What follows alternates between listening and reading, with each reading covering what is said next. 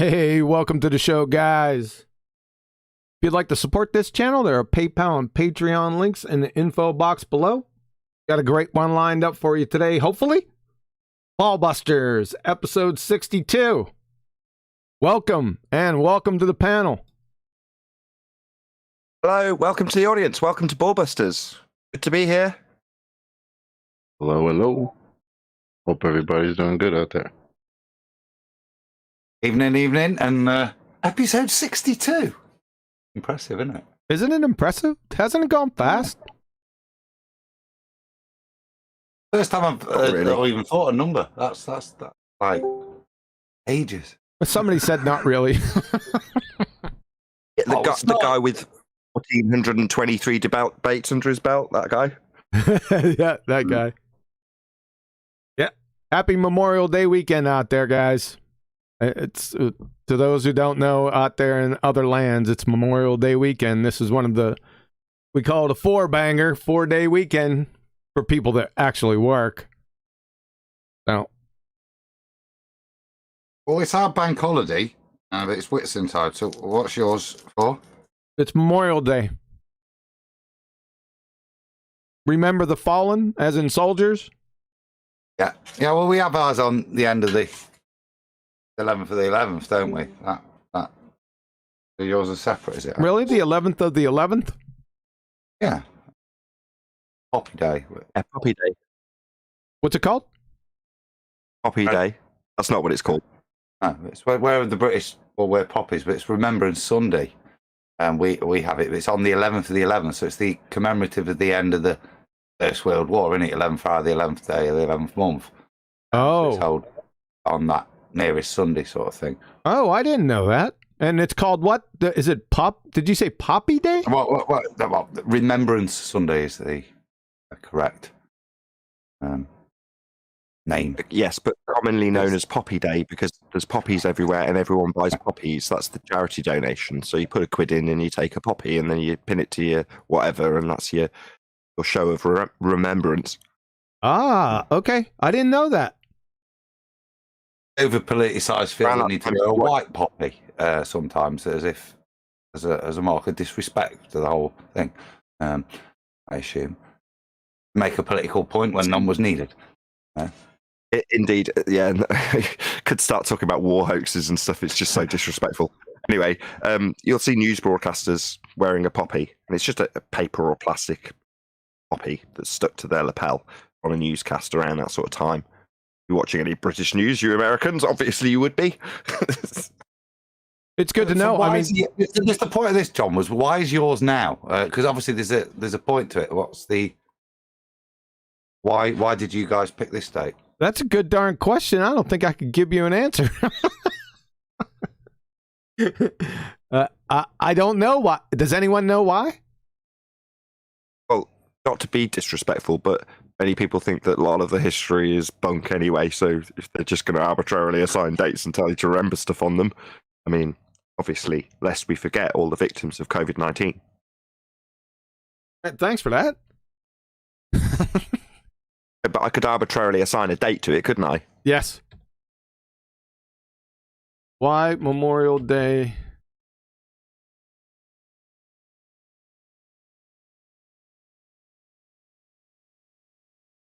You'd figure I'd know this, right? It's a British holiday. Well, Memorial got Day. Sorry, ours. you're looking at your own holiday. Yes, you would expect you to know your own holidays. What's wrong with you, man? I know it. I don't know why. It's originally known as Decoration Day and originated in the years following the Civil War. Became an official federal holiday in 1971. So I don't see a reason. The only reason I could see is it says the date of Decoration Day, as he called it, was chosen because it wasn't the anniversary of any particular battle. So it seems like they just chose it randomly. Huh. So as to not specify a certain date. I mean, that's just on 2 minutes of research. So I don't know. Don't go with that completely. Just a quick I Google. was absolutely correct then. It is completely arbitrary. Yes, pretty much.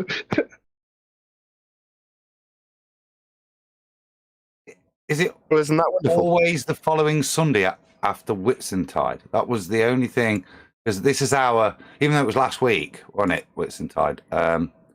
Quite significant. That's why we've got a bank holiday. I just wonder if it's pinned in after Whitsuntide, which would be a nice.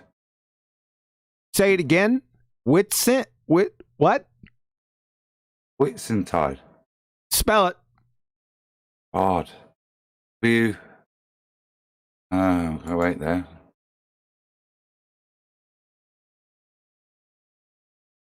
I would leave this as dead air. Whitsuntide. It's when the Holy Spirit comes to the disciples. The British, you mean? No, in from the Gospels, it's Whitsuntide Sunday. So when I'll stand to be corrected. It's when the Holy Spirit descends on after Jesus' return. The The Holy Pentecost. Spirit goes on to the disciples, and they become, even more than they were before. I'm learning a lot more than I anticipated today. I didn't know that. And write it out in the text. Because I As long need as you're not wearing white, you'll be all right. I need a translator with Adam.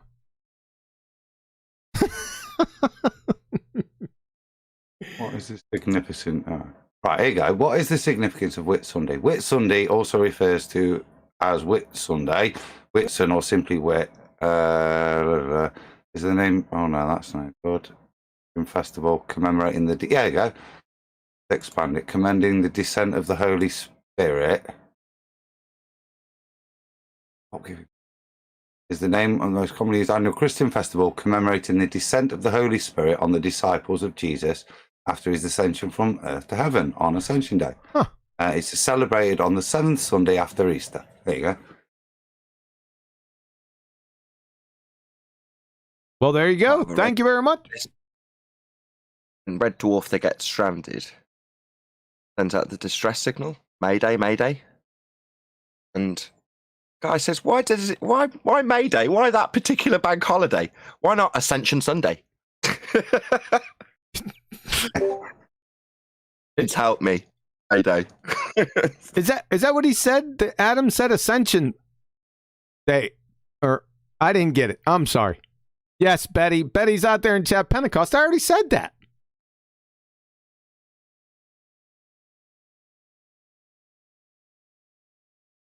Oh yeah, sorry. Yeah, it says later. Outside of the UK, Whitsunday is known as Pentecost, meaning 50th day. It's held on the 50th day from the beginning of Easter. Yeah. That's why it might have been linked, John. That's why I was wondering, because it is linked to our bank holiday. If it's the same time every year, or if it's the same time after Easter every year, was actually because obviously Easter moves, doesn't it? Whereas is your date? Is it this nearest Sunday to a particular date, or is it the following Sunday after Whitsunday? I find that when you're running a live show, the most interesting section should be at the beginning. I'm glad we've followed that line today. I've not even covered what I've had for tea tonight. Yeah. Yeah. I mean, that would definitely keep the Facebook type crowd interested, especially if you've got photographs. It was too good, Nathan. I just walloped it down. What was it? Quaffable. Wine. The quaffable stuff. I've got Prosecco. It's the summer's here, so I'm drinking Prosecco this evening. It was teriyaki salmon with egg fried rice. You had teriyaki salmon fried rice. Yeah, and then a nice side after stir that. fry. What do you? It's more detail, please, Adam, if you will. I mean, obviously, Oh, your the egg fried rice, really nice, because Marie fries an omelette, chops it up, and then also a bit of peas, bit of spring onion, really nice. Thanks for making me hungry, Adam. I was until I ate that. Our times change.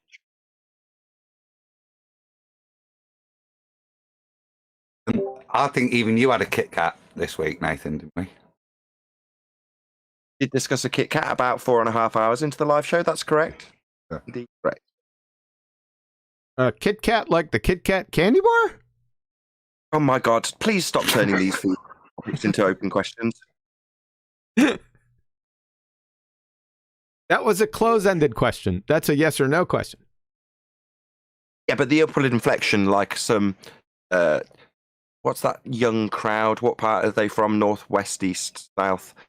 They say everything with an upward inflection. Like, that's really cool. I noticed that. That's crazy to me. It wasn't People purposeful. do that like with every sentence. Like every sentence sentence? sounds like this. Like, why would you talk like this all the time? I don't get it. But sorry if you talk like that. All We right. do have serious business to attend to. Do we? Obviously, there's quite well. Yeah, there's been quite a lot going on. It's like a section of 3 years of debate has been removed from my world. Now we're right back in where we were at the end of the Isle of Man discussion. Pretty much where you and I got acquainted for the first time, actually, Quantum Eraser. That's correct. Where that 3 years, that whole chunk of debate has sort of kind of been, not for us, obviously not for us, but for the globe-believing fundies.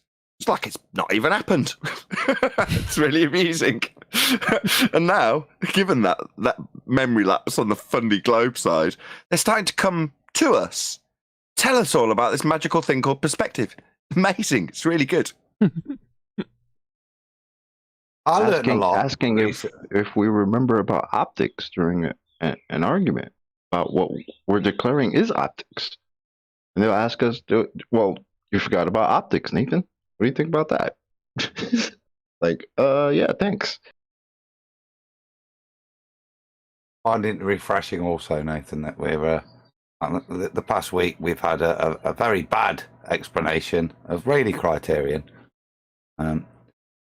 It's very interesting that the things we discussed in much greater detail and I think with greater clarity back then are now being brought out, poorly explained, and then said to the audience that now I've explained it, you don't need to worry about that. Look over here. We've explained it. We know about it. It's not relevant, honestly. Got a great quote from Prof. Phil Bell, where he makes it explicitly clear that perspective has absolutely nothing to do with Earth curve maths. Thank you very much, Phil. That's a great concession on your behalf. Yeah, indeed, I added it to my shortcut so I can just type out one word and have it appear in chat. So whenever you're seeing Phil and you see your words quoted back to you with the errors included, you'll know why. You can thank cats for that. You coming and telling us all about this detailed explanation about the Rayleigh criterion and then making it explicitly clear that it doesn't apply in Earth curve maths. Thank you. Times are good.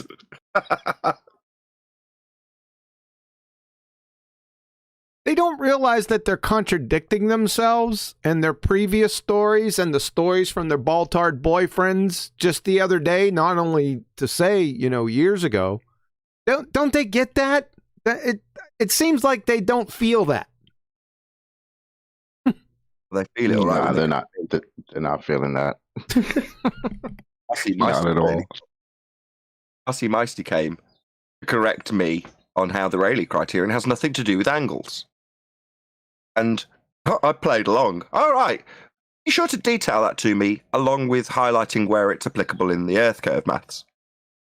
He went, it's in the Rayleigh criterion. Yeah, all right, that's nice. Where in the Earth curve maths? Well, it's in the Rayleigh criterion. No, but where in the Earth curve maths is this angular limitation that you say has nothing to do with angles? And then he ran away. Yeah, we're used to that one. I was thinking about that, Nathan, because it's like one of the one of the trivial things they turn up. Because I think he actually turned up with a straw man, which was to say that we didn't understand what we were on about. We thought the 1.2 times the wavelength light over d was the distance to what you were looking at, as opposed to the aperture. And I think that was the original thing he brought to the table. Because he certainly didn't understand it. So I just wonder whether these are these things that you think, they go in with, that they're prompted with, gifted, to go and challenge on this, because, I mean, he clearly didn't understand it himself when he came to it. Do you know what I mean? So I just wonder whether it's just this is all they've got now, is to try and maybe look at someone, you know what we were talking about taking sound bites and the likes of them, to quote them. Maybe they're just looking through the little misspeaks to try and attack us on, because that's... Now, I've talked about this before, and in the Numpty clips. What they do is they parrot the headline. They're like Wiki Discovery Channel headline parroters. They have no depth with these terms. As long as they sound sciency, it's like they have a 1948 physics glossary, and they're just closing their eyes and poking at terms, and whichever one they poke at, they just spin it into their current yarn. I'm serious. That's what it's like, because they have no depth at all. I ran into that 3 times this morning. It's an ongoing phenomena. It's hilarious. A current yarn to spin is you don't understand perspective. Couldn't make it up. It doesn't matter what angle they come in. In that case, him coming in with the better word than angle, that it doesn't have angles, it's irrelevant. I don't care what he wants to correct me on. Doesn't matter. It's totally irrelevant. Where is it in Earth curve maths? Yeah, you want to correct me? That's fascinating. Where is it in Earth curve maths? Bye-bye. Gone. In Earth curve? The mildly frustrating point, Nathan. You know, like from my geeky point of view, because I had to get challenge him on it. But you are totally correct. All it requires is, so you accept that now as a function of observation. You know what I mean? But you never, ever used it before. That's all that's required to destroy them. On that, it's fun to go into the detail and demonstrate that we do know a lot more about it than them. You're right. All we need to do is exactly what you did. Where can you show that in your Earth curvature map calculations? You've given away devil in the detail, so to speak, which at the time I was kind of annoyed, but I kind of would have preferred it didn't happen. But after listening back, I was so grateful that you did. You did explain how it is angled, because a couple of commenters, and I tested the water with this actually, Adam, just to see if I was right. I hacked it out of the short trailer version, your detailed explanation of how angles are absolutely applicable in the Rayleigh criterion. I intentionally hacked it out just to see if it would invoke a reaction from the commenters to say, he pointed out that it didn't have angles in. You didn't accept it. You just carried on with your argument. That's what a couple of commenters said. And what I did for that one, but there was a couple that then followed on from him. But that particular commenter, I was like, here's the timestamp for when the video's actually released, because it's just a trailer. And it was your explanation in detail about how angles are absolutely applicable. It's describing where the diffraction limit will occur at the most limited angle. Of course it includes angles. Now, they don't know that I know this, because Katz has put out spin that I don't understand what diffraction is, when I eventually shut down after Fundy muted me about 15 times on Anthony's show. Now, that works to my advantage, or it did. You'll get to the point. You'll understand the point in a minute. Which is to say, I'd rather they thought I didn't know what it was. I don't understand it. They can come like RC did. Say you don't understand diffraction. Oh, I don't. You're right. Where is it in Earth curve maths? And they go, Earth curve maths? Go, yeah, that's right. Because they don't realise that this was our argument 3 years ago that was hand-waved and called perspective. They don't realise that we've sat through, or let's put it another way, as an audience member, you can currently sit through a 6-hour explanation from Life is Short with me and, coincidentally, Ranty Flat Earth, as he was known at the time, being given a detailed explanation of how this stuff all works. The Rayleigh criterion, the diffraction limit, angular resolution distance, all of this sort of stuff. It took 6 hours. Very, very complicated. And that was detailing one aspect of it, nothing to do with weather at all. Just diffraction limits, right? Took a long time, a lot of diagrams, a lot of work went into it, a lot of discussion before and after, right? But the end result of that ended up being 6 hours. Now, if you've not sat through that, just as an audience member, not as me or Life is Short or Ranty at the time doing the research and compiling this stuff, right? If you just watch that, you would at least appreciate that we absolutely know exactly what this stuff is. We were arguing about it 3 years ago. Because that 3-year chunk has suddenly, been forgotten about by the Globers, they are now telling us about perspective is absolutely beautiful. What gets better, right, than this? is that our opponents actually think that Katz and Co. have made a good move and that we are, quote, panicking about this. I mean, literally nothing could be further from the truth. That is the impression that for some reason they want to be under. It really makes me happy. I can't underplay that. How pleased I am with what Katz has done.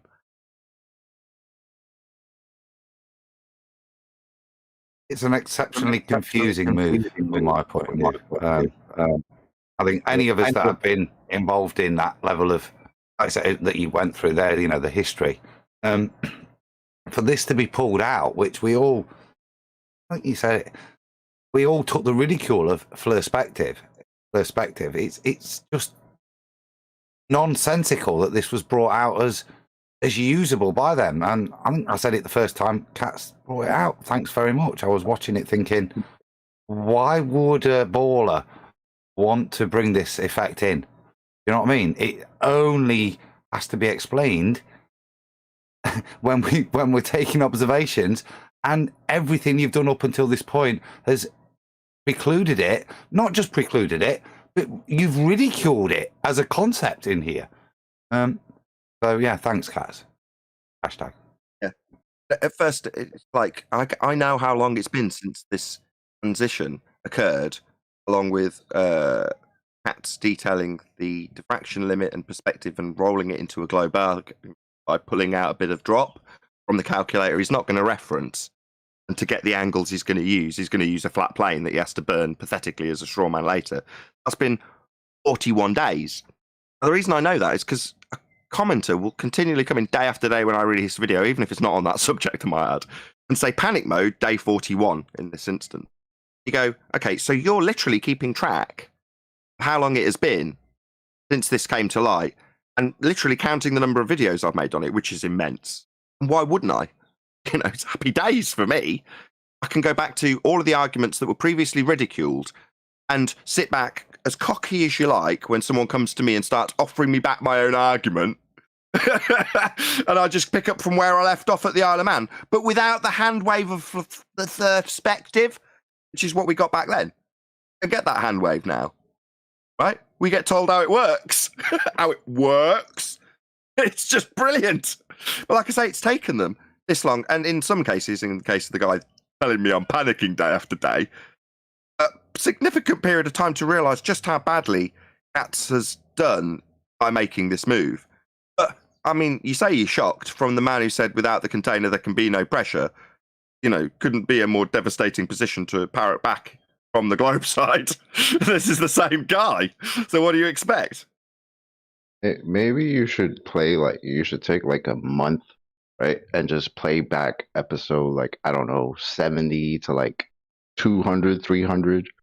Like those early episodes when they came in and made fun of us and told us, you know, we're just making this perspective nonsense up and, you know, everything's, you know, geometric. Maybe we should just play all of that for them for like a good month so they could hear what we used to hear 3 years ago before these clowns showed up, right? And started telling us about how we forgot about optics and this is perspective.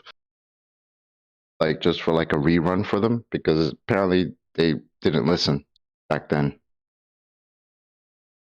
think that will help them out. They needed a bit of help from Katz. Thanks, Katz. Well, maybe for Katz especially, maybe he should go back. You know, Mr. Without the balloon, there could be no pressure guy. Maybe you should go back and listen to those early episodes when Glovers came in and made fun of us because of perspective. Right? To catch up, Katz. This is nonsense. But keep going. Good stuff. Because obviously, if he goes back now and realizes that previously this argument was very much put under wraps, shut down, hand waved, decried, and put into the back burner as far as it could possibly be shoved, he'd realise that opening back that can of worms probably isn't the best idea. But looking back at it in hindsight, there's pretty much nothing he can do about it now, though, is there, Chocolate? We're already thanking him. It's day 41. Yeah, man. It's terrible what the Black Swan has brought upon you, Globers. This is horrible for you. It's been a bad year and a half for you guys, huh? Speaking of the Black Swan, that was something else that happened since the last Ballbusters. We had virus. Chocolate, do you want to mute feedback? He said, so the Black Swan arguments about the geometric horizon, end quote, with an upward inflection. I was like, you're kidding me. It's taken you 18 months to figure that out.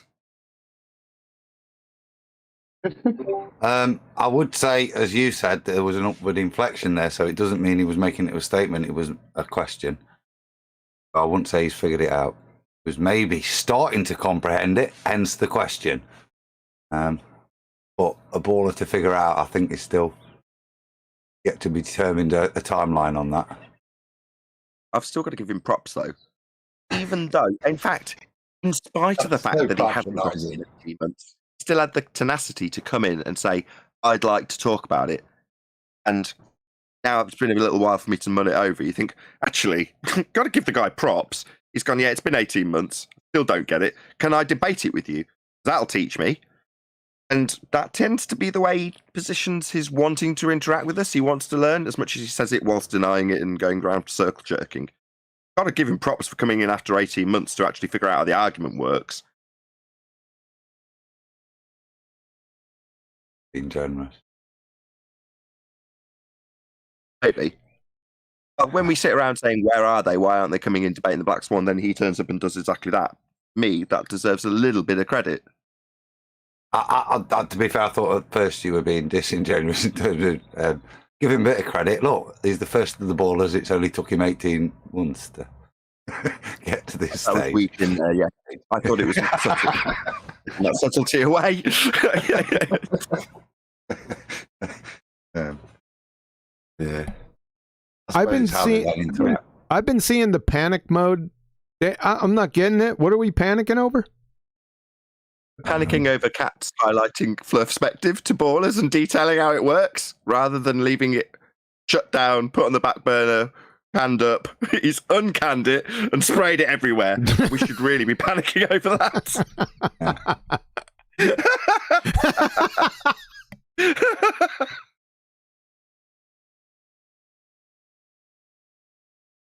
That's pretty hilarious, man.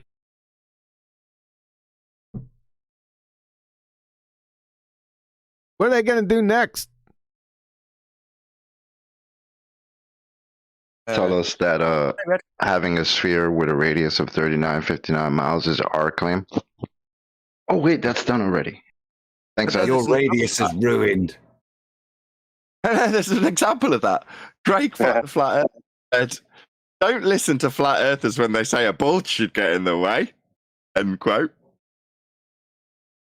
Yeah.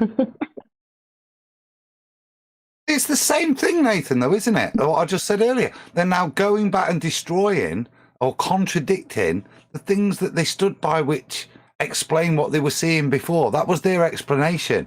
Now, apparently, Sagitta doesn't exist even.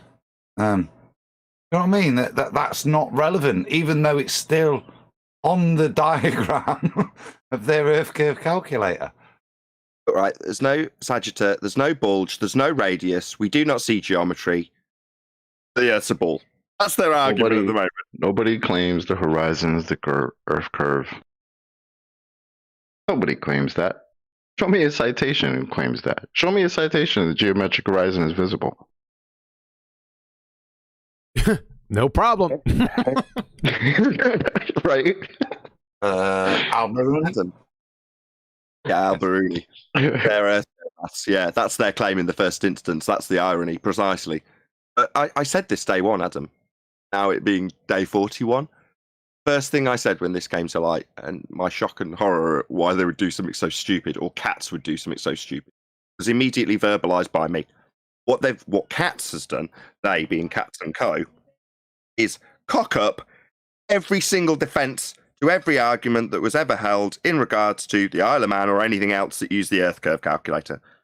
They've completely scrambled it up beyond repair. That's what they've done. Now, that was literally day one. I was like, What has he done? He's actually cocked up every argument they've ever had. He's invalidated the globe maths. That's why I've now put it in every single frame of every video, the curve maths with curve maths void. That's what he's done. For now, they begged the question. We then had an interlude where when we got to the Black Swan, there was no connection linked to the assertion that we have a geometric horizon and earth curve maths and blockage. We had to point out how they claimed it and reiterate their claim, which is annoying. It's like back to Coriolis effect. No, Glober, you're supposed to claim Earth turns underneath and we don't see that. No, they drift together. Or some other shite. Excuse my language. It's at that stage with the Black Swan. That's why they've had 18 months to not get it, because they have said things like, we don't claim we've got Earth curve. You go, well, if you're not claiming you've got Earth curve, what are all these people doing claiming Earth curve with the Earth curve maths? But there's been 3 years in between. And then, praise be to Jesus, Conspiracy Cats comes along and goes, you know what, lads? I think we should bridge all of the arguments with the Earth curve calculator with the Black Swan devastation with no geometric horizon. What way can I do this? What can I get from this to that? I know. I'll open the perspective can of worms and use that as the bridge between them. That'll work out really well. You know? That checks out. Why not? You know, Thanks, guys. I think if I'm being critical, I think it's as much credit as you don't give to cats. I think people would look at it and your standard baller wants to parrot something that they know. Yeah. Doesn't matter whether it's applicable sometimes or not, as long as they can sound intelligent to then carry on and reiterate the point, they're happy to do so. And the first time Cats did it was in your chat where he's trying to sound intelligent and he makes a statement of truth that gets him in a big bag of boo-boo, yeah, in terms of, well, yeah, without the container, yeah, there can be no pressure, which he's been held to for a while. And when I look at that video again, you know, he doesn't have a point. He's not putting it into comprehending the ball and all this stuff with the Rayleigh crisis. He's making statements to try and make himself look knowledgeable.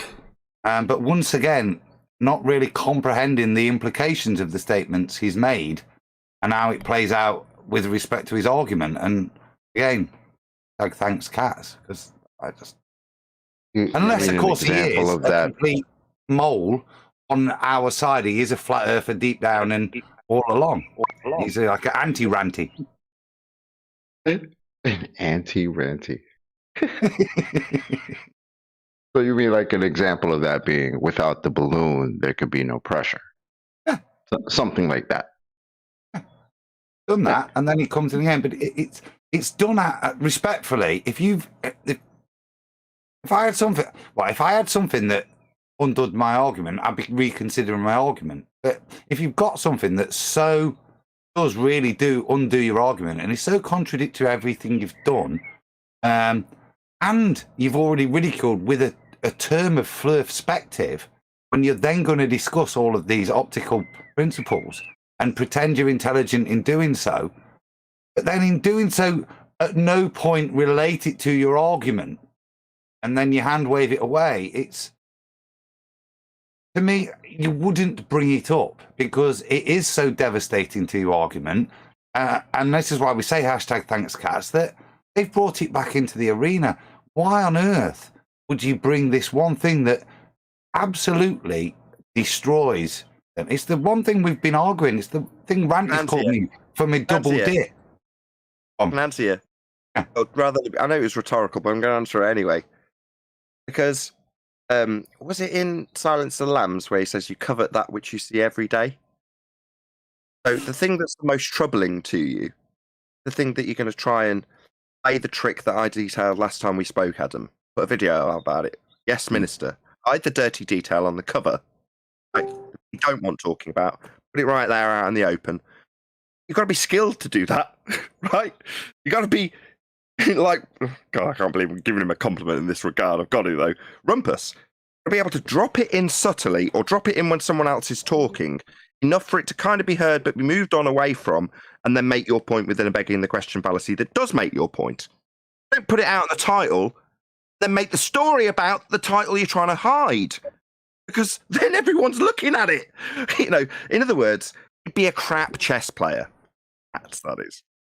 You know, I'm going to put my bishop right out here so you can take it with your queen and put me in check. What they try to do, hey everybody, what they try to do is, Rumpus is always at it, is they will try to assassinate your defense to their BS, their attack, before you get a chance to use it.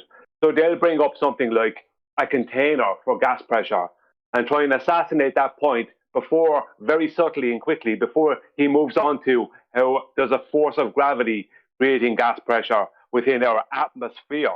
That's how they do it. And Rumpus is always at this, so he'd slip that in just prior to him making his point, and that's how they work it. Katz's problem, though, is that he suffers from more honesty than Rumpus. Rumpus doesn't suffer from honesty. That's the difference. Exactly, it has subtly gone. You know, these flat earthers talk about the diffraction limit. Well, the diffraction limit's got absolutely nothing to do with Earth curve maths, and then talk about Earth curve maths and never mention diffraction ever again. Right, that would have been the way to do it. You'd have done it like if Katz had done it like Rumpus. Instead, he's gone, here's my storybook. It's called Diffraction. Page 1, the Rayleigh criterion. Are you sat round, Globers, boys and girls? Because I want you to go over the people who I hate that I'm bringing this up because it's troubling and talk about this with them. What's that? They might ask you where it is in Earth curve maths. Yeah, but that's don't worry about that. Get it out there. That's the thing, isn't it? See, that's the, as Riley calls it, the double dip. That's the thing they've been trying to hide. That's the thing they've been trying to pass one thing off as another and not have to deal with the two, which we always... Hey, Nathan, you know, we give Riley this credit. Remember ages ago when I first did my Earth curve calculator, we did a show. Adam Meakin and Nathan Oakley taught balls. And it's me and you that discussed this the first time, where this thing is hijacking perspective, and then we've got to add the curvature on. So, and that was, I think, a year before. But that's the whole thing that they're trying to collude together, and why it's nonsensical to me why Katz would bring this up, because it's the thing that highlights what the hijacking, I won't do the full paradigm, curve calculator was about. Yeah. I don't think Katz was around when that was going on. When it first happened, I was like, Katz was there thinking about Isle of Man. No, he wasn't. Come around after the fact, right? So he didn't realise that it had been buried. That's perspective. And that the last thing you probably need to do is hold it right out there for everyone to see and detail the diffraction limit that was hand waved. What's made me smile, Adam, is you talking about Adam Meakin and Nathan Talk Balls. Was, you know, and you go back to that time as soon as you remember something.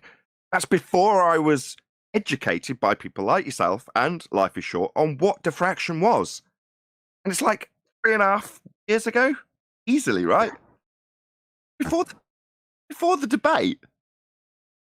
It's around about those times, I think. 4 years now, 4 or 5. A long time ago. At the beginnings of the debate. Like I said, there's been no bridge between that period of time where for a couple of years we were researching perspective, new flat earthers, finding out how the world actually makes itself apparent. And on that journey, while we're making videos about it, what we're getting from our opponents is this has nothing to do with geometry. All we ever got. Like I say, there's a little gap, and then we go, right, if the Earth's sphere radius 3959, every distance to the horizon can't be any more than 1.2 times the square root of the observer's height in feet as per your Earth curve maths. And the response is we don't see geometry. Now, have we got, like I say, a link between you don't need blur perspective, it's geometric, to we don't see geometry? No, there's no connection till now. Like I say, I don't know what, I'm going to keep highlighting this. I've said this to the audience many times. It's not like it's going to go away. It's like Thunderfoot. The whole gas go down, go boom, boom. Thanks, Thunderfoot. That's never going to go away. Doesn't matter if you label how many times I mention it in videos. Oh, right, so it's day 462 and gas go down, go boom, boom, hashtag thanks, Thunderfoot. You're still in panic mode over that then. It's like, you idiots. We're never going to forget that Katz has bridged that gap. And what's he bridged the gap with? Well, perspective itself.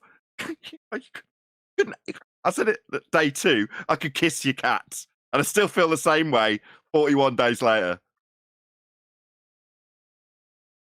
Their argument now is that it is nothing to do with geometry. Because they now don't claim a 3959 radius. They just claim a globe. They're not even claiming a radius anymore.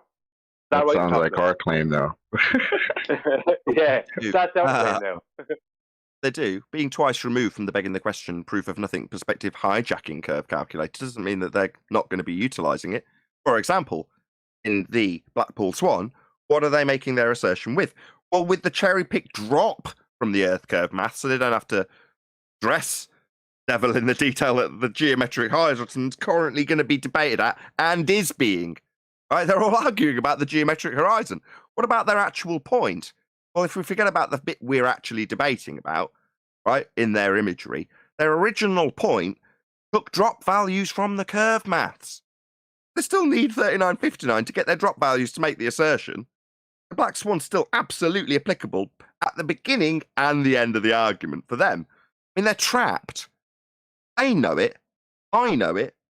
Some of the globies are going to take a while to come around to it. But ultimately speaking, the argument for being on a sphere is dead. Myself and Adam were talking. Sorry, Adam, I go after you. Never, Brian. You first, sir. Okay, because this involves you then. Me, myself and Adam, and I think Anthony were speaking the other day about this. And what they do, and this is all they've ever done with their maths, and it's very strange. If you look at the Metabunk, for instance, their horizon dip, right? Their dip angle is always at the very bottom of the refractive and of the geometric section. It's always at the very bottom. It's like, never mind that. It's like, never mind that little dip thing there. All they do is they take your observer height. They then take what, in accordance with their radius, what the distance you should be, their geometric horizon should be. Let's say it's 20 miles. And then they just take a dip angle from their horizontal view, which would just be what they would call an astronomical horizon. Take that a dip angle from that, which is just making a parallel with a flat surface. A dip angle to this supposed geometric calculated horizon. And that's what they do. And after that, then they start adding in mathematically drop and hidden values and all this other nonsense.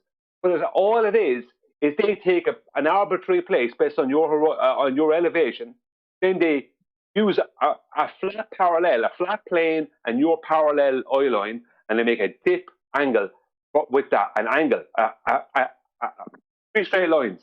That's what they do. And then they add in a load of nonsense after that. And what's really interesting is the horizon dip angle is always at the bottom of the refractive and the bottom of the geometric section. Like, pay no attention to that. That's not really that important. It's stuff up above it that's important. No, that's the important bit. Exactly, Brian. And prior to now, even though they had a curved surface beneath the straight line they drew for their dip angle, they still made a straight line to perform the geometry. Then the Black Swan comes along, and their rebuttal to the Black Swan is that the line to the horizon's bent. Where did they get the dip angle to do the geometry? The answer is they can't. And like you say, they put it at the bottom of the maths when they're talking about their refracted, hidden, dip, hidden, all the rest of the nonsense they put above it. Irrelevant, because the thing they actually need to do the geometry is the dip angle. And where'd you get it on the curved surface? Well, don't worry about that. We can still get it. We can still draw a straight line to the horizon. Or at least they could until the Black Swan came along. And they told us that everything's refracted. It's the reason Rumpus has been removed from Flat Earth debate. Quote, everything is refracted. Right? Well, the line to the horizon's refracted then. That's where we point out that your argument fails. If it's refracted, it's not going to be capable of performing the geometry, where the argument ends. You don't need a tangent. That's irrelevant. You don't need a tangent. Two people said it at the same time. Exactly. Their response, we don't need a tangent. Yes, you do, for your geometry. It's essential. And if it's all refracted, You don't have it.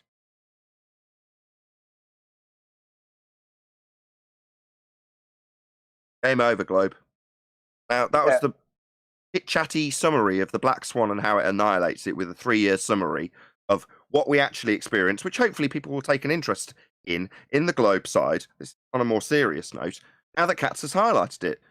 An aside and me laughing at how great it is that he's highlighted our defence of the argument against the begging the question, proof of nothing, perspective hijacking Earth curve calculated 3 years ago, turned it into an argument that they're actually listening to. Well, yes, I can and will turn that into a point against the Globe when it comes to somebody telling me I don't understand diffraction or the diffraction limit or the Rayleigh criterion or Fleur perspective or perspective. I'll just ask you where it's going to be highlighted in the calculator, because it isn't. But doesn't it make you think, Globe believers, especially the ones that hand waved it initially, that the optics of the what rule the way we see things? Not your begging the question, proof of nothing, perspective hijacking Earth curve calculator, which was being compared to the optics of photography, and it simply isn't comparable. We don't live on a sphere radius 3959. We've debunked it with the Black Swan. And by virtue of your rebuttal that everything's refracted, we've debunked the geometry, the point of paradox. So it's game over. Hopefully, the people who are on the Globe side being detailed how the Rayleigh criterion works, you'll start to actually go out and look at the world for what it is. Limited by the angle of view, things diffracting from bottom up because they can't be distinguished from the ground they sit on. Those things are real effects. They're not Earth curve, though. And we don't see geometry. So what have you got left? Globe believers, I'll tell you, precisely dick. You don't have anything left to put your belief in. It's all gone. We've taken it all from you. You don't have to like that. That is how it is. Photos. Me and Adam. No, Sorry. hold on. It's photos from spacemen. That's what they got. That's what they started with, and that's all they got left. I was about to say the same. I was going to say all that's left is NASA, isn't it? It's the only thing that there is to believe in, and I use that. We don't believe in stuff that disproves it. The belief needed. Yeah. That's all. Well, there you go. I mean, that's a great example of. For me, I mean, we said that, didn't we? We chatted in the week about the discussion that we're all feeling, and we all look at different spheres of influence, but aliens were being pumped. And then, I don't know, it was 2-3 days later, there's a member of parliament citing Barack Obama, citing reputable media sources, and little green men. You preface it rather nicely, but I'll mention that later. But it was very interesting that's again becoming prevalent. Is that all that's left? The illusion that, you know, to maintain we're on a ball, we have to have aliens.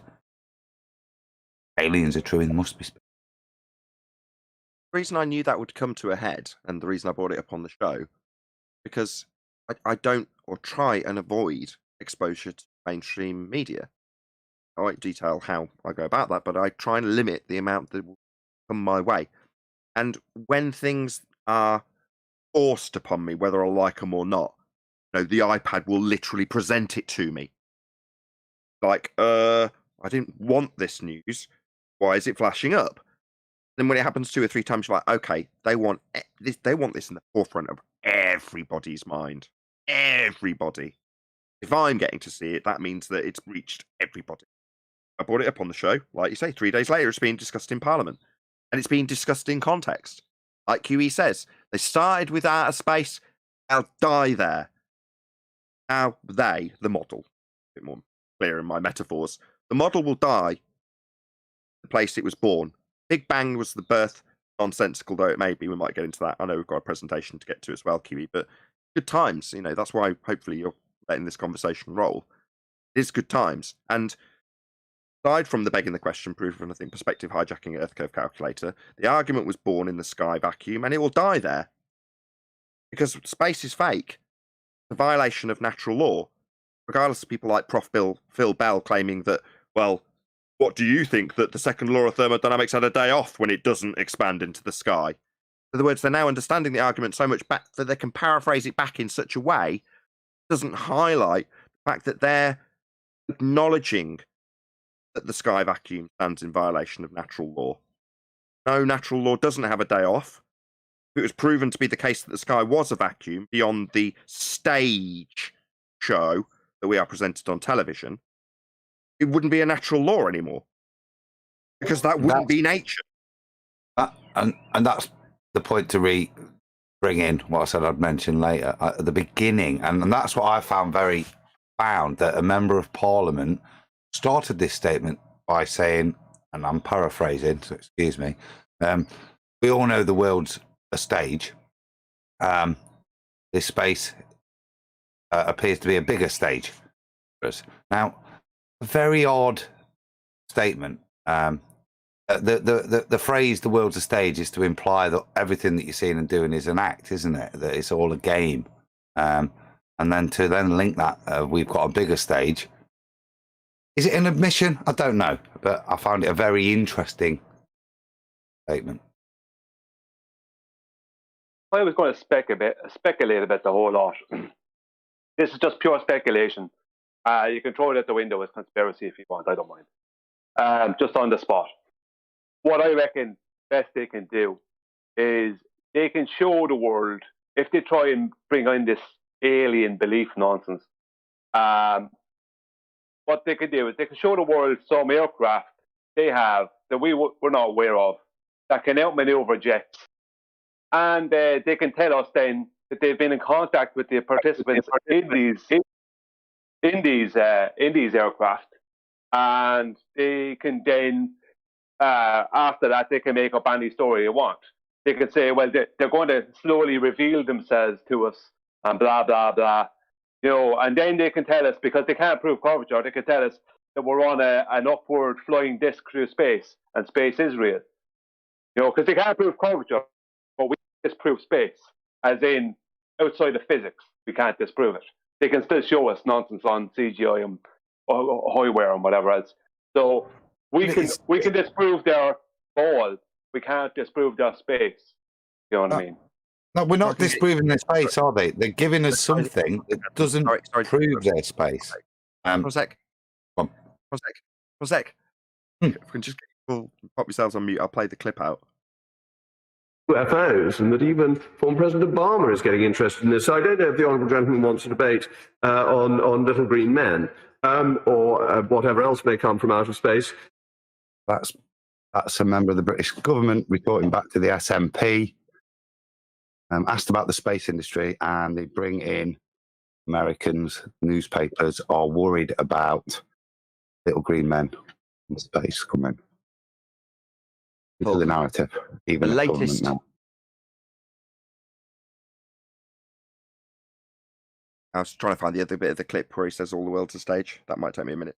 That's near the beginning of his speech. I think that's how he prefaces it, which is what I found interesting. Newspeak and all that. There you go. I'll play a bit more. A key part of the economy moving forward. However, the industry have been waiting for many, many months now for the government's space strategy. With these new regulations laid before Parliament this week, some clarity about the strategy would go a long way to helping ensure that we knew where we were going. Could we have a debate in government time to actually discuss the space strategy to see where and what that is actually going to look like? I think there's about another 5 or 10 seconds, and then he goes on to social justice. So. Okay, let's just... UFOs, and that even former President Obama is getting interested in this. So I don't know if the honourable gentleman wants a debate on little green men or whatever else may come from outer space, but the government is developing a strategy. It is an important part of the future that's others to investigate. And I hear that there are reports in the newspapers, I think the Telegraph, that the of the Scottish Government in this regard to help to deliver a fairer society. The space industry, well, Madam Deputy Speaker, all the world's a stage. But beyond it, there's an even bigger stage for the honourable gentleman and others to investigate. And I hear that there are reports in the newspapers, I think Telegraph, that the Americans are getting frightfully excited about people coming from outer space. And There you go. Finally got to it. I weren't far off in paraphrasing. But to me, that's a strange statement to make, Nathan. Considering the context of the initial phrase, and then to place space as an even bigger stage, when the stage is identified in the analogy as a scam and a fraud, it's Well, it maybe said it's it, weird, right? said it like a man in the know. And having looked into Jacob Rees-Mogg, old money, well and truly in the know. He said it with that snooty, I know what's really what, and how I can just fob this off. Now, it'd only be that way if he was in the know. You know what I mean? He couldn't fob it off in the way he did, unless he knew what was what. And speculating here, so I'm stuttering a little bit because I'm pushing the boundaries of what I should say is true and isn't. Just my opinion. But I think people like Jacob Rees-Mogg actually know what the world really is. I think he genuinely does. And I think that particular excerpt where he says, all the world's a stage and space is just an expansion of that stage, you're like, yeah, spoken like you actually know the way it really is.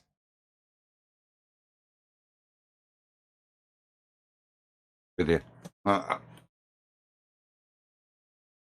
The bullshit we live in, to analogize it to space, or to analogize space to that, is an admission to me. I mean, I said that may be a step too far, or maybe he's just saying the next bit of nonsense you're about to say, whether space does exist or doesn't exist, is again part of the big show to manipulate you. You know what I mean? Well, whether it's just that, or whether he is actually saying no, that the space is as fake as the rest of this stage, I don't know. I'd like to go that far. Certainly how I am. That's it. I have gone that far. I've used those very words to detail the nature of the matrix, if you want, controlled structure, that the reality in terms of what is presented to us and how the world is told to you. That, what I perceive to be that phraseology of the world is a stage, Shakespeare, but saying it in that context, and so do I. Now, obviously, that's going to resonate with me in that way because I say it in that way. But when I see the smugness written all over his face, I can't not believe that he doesn't know precisely why he's saying that. I can't see it any other way. But I'm tarnished by the fact that I literally say those words to my audience when I'm trying to detail how you limit that influence on you. You know, the world is just a great big stage show. The only thing I'd add to that is that probably for the American audience, just to qualify what literature and history buff, and this man drops quotes with full sarcastic meaning. Go and look at him up, and destroys other politicians with his very, very, very old school British wit and humour. But he's so well read.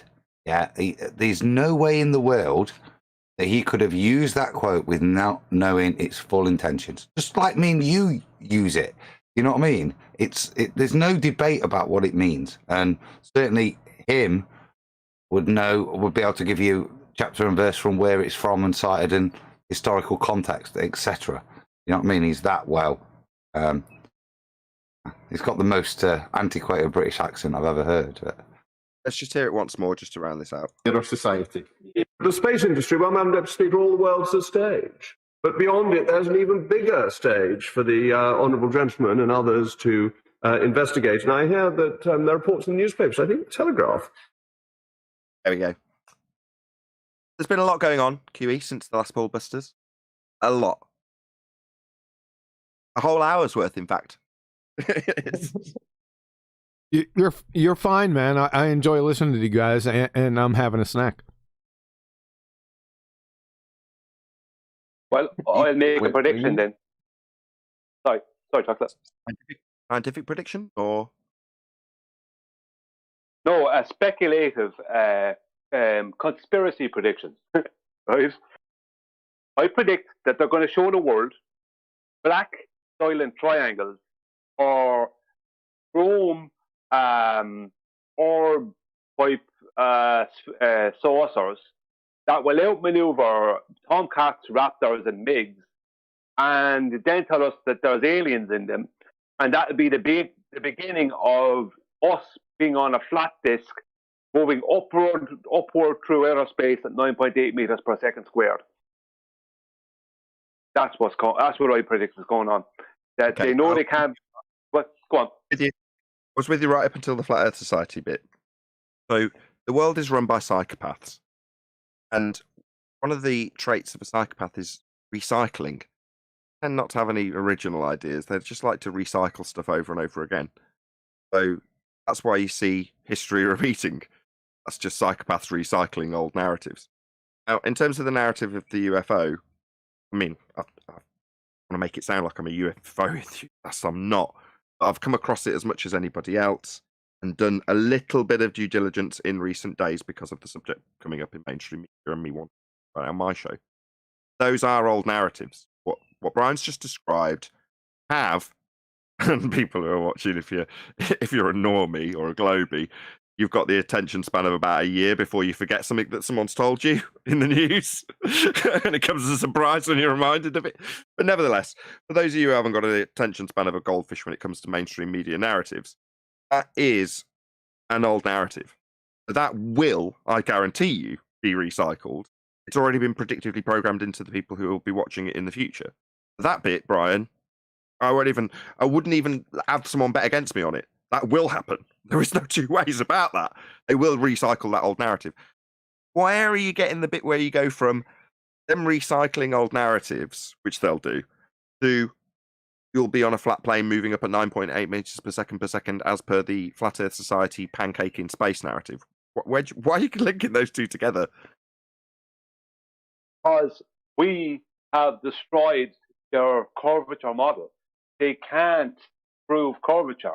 All the supposed aliens in the world can't prove curvature because it isn't there. We live on a flat plane. So they can't disprove that part. But they can, because all we have, now, even though it should be all we need, but basically all we have to disprove their space is physics, right? But they have media and everything else. So they can keep the space and gravity as an upward acceleration alive, those two things alive, while giving us the world a flat plane. They can't disprove we're on a flat plane, but they can keep space and gravity alive. Hold on, Chocolate. Go on, Brian. Yeah, so what I'm saying is that they're going to have to, they have no choice but to, because this is why I believe the Flat Earth Society model exists. They have no choice but to allow it to be flat, because they can't, it's too easy for people to prove that it's not, that it is. They can't prove it's not. So, but what they can do is keep space and gravity alive. Although gravity will become an upward acceleration and space will become. Okay, I heard it twice now. Okay, fine. But the problem, Brian, yeah, you've got one step closer to linking the upward, the upward vector, 9.8 meters per second squared, second per second. That is part of Einstein's narrative anyway. But yeah, okay, I'll give you that. But other than, I don't get offended by this, but other than a grandiose expectation that what we talk about and what we know and can definitely easily demonstrate and make declarative statements that I have earlier, like game over globe, etc., etc. There isn't a link, though, from what you described as them having with mainstream and talk of space and stage show that is the ISS and us. Where is that connection other than you being it without being rude? Yeah, no, it's totally fine. I understand your questioning. Well, it's very simple, right? So there's aliens. Show us the curve then. Prove those curves. They can't. There's no geometric horizon. Sun rays aren't parallel. That's the end of that. Airplanes don't fly with airplanes fly with their nose above horizontal. Hey, you don't have to rattle off our arguments, but otherwise, when you said, I get your point, you're saying that other than the connection that you draw with us and our argument, there isn't one. There isn't a connection there. Just okay. I would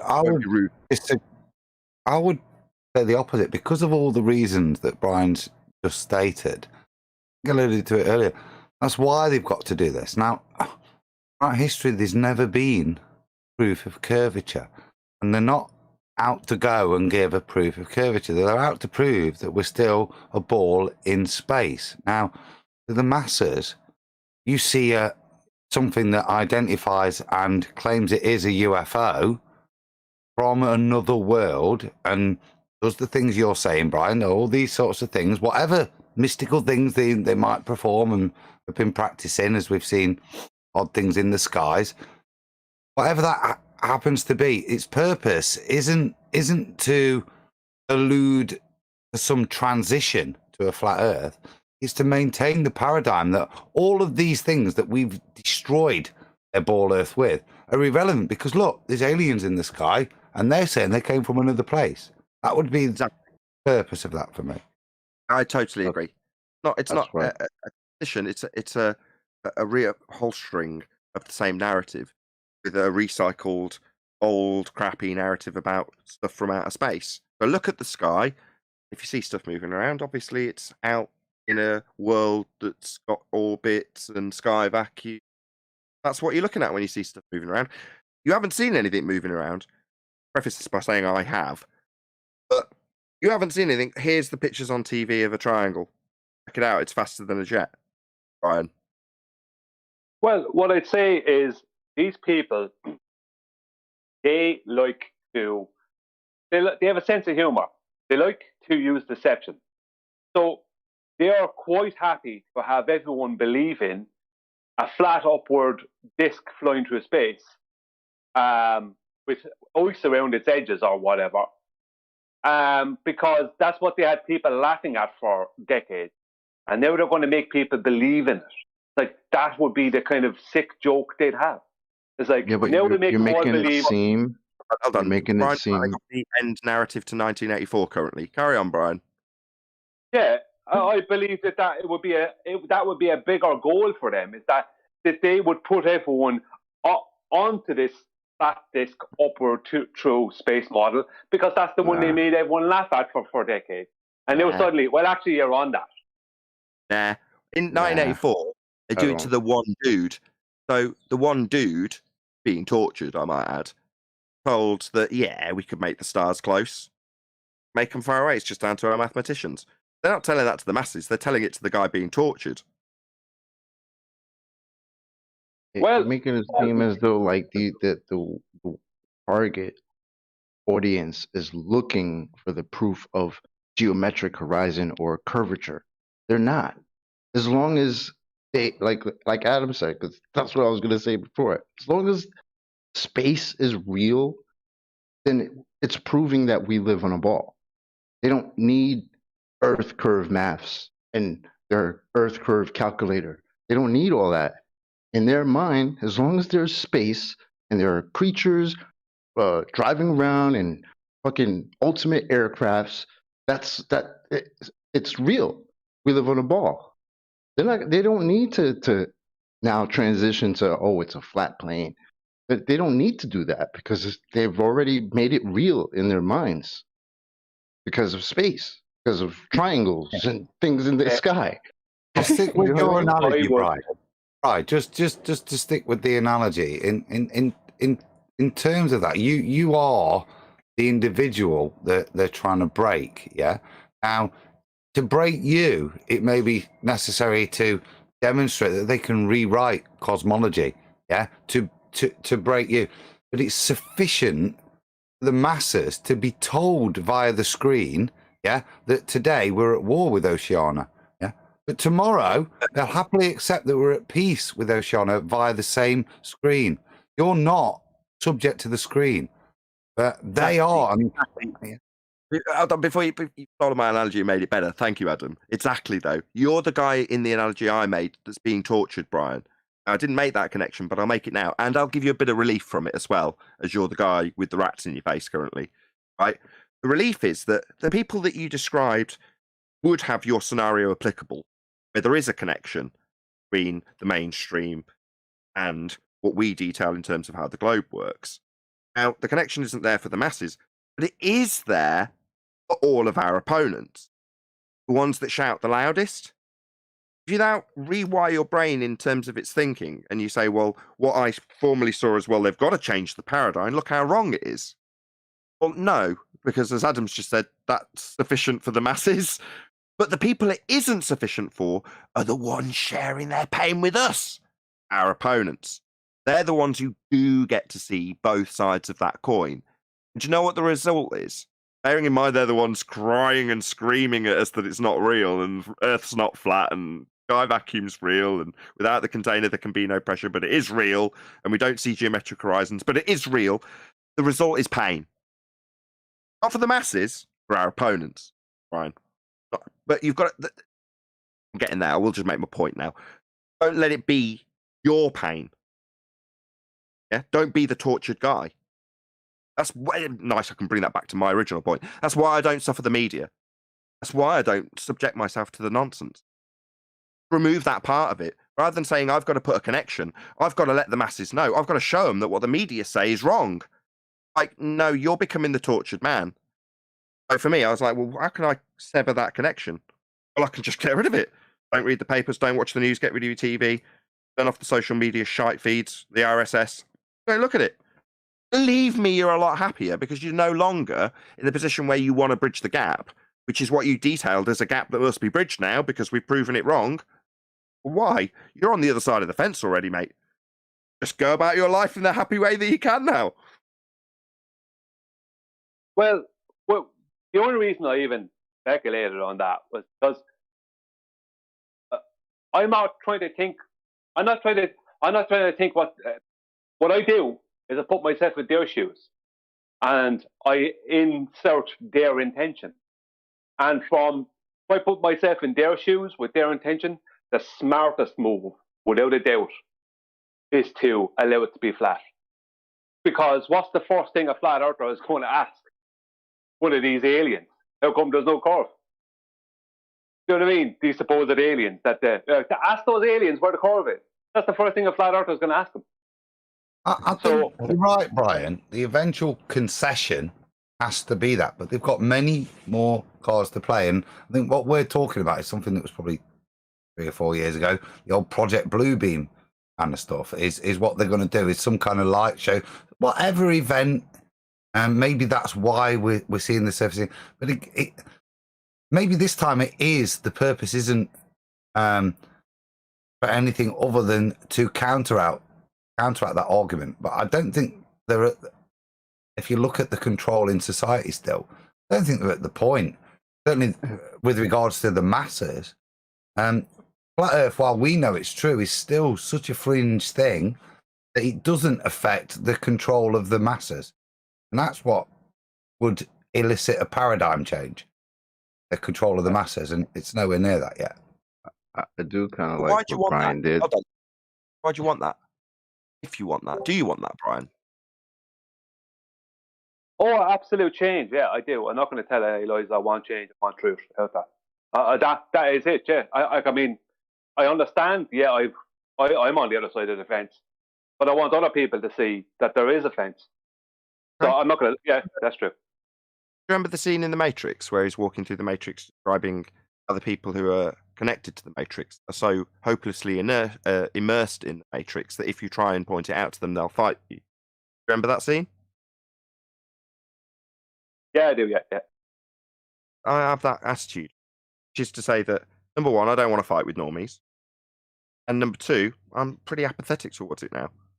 Like, you know, when I detail it to my kid, I detail it in terms of religion. When you're talking about gods, Greek mythology, or Simba, when he's being told about what the stars are, being lions or planets, I explain it to her in terms of religion.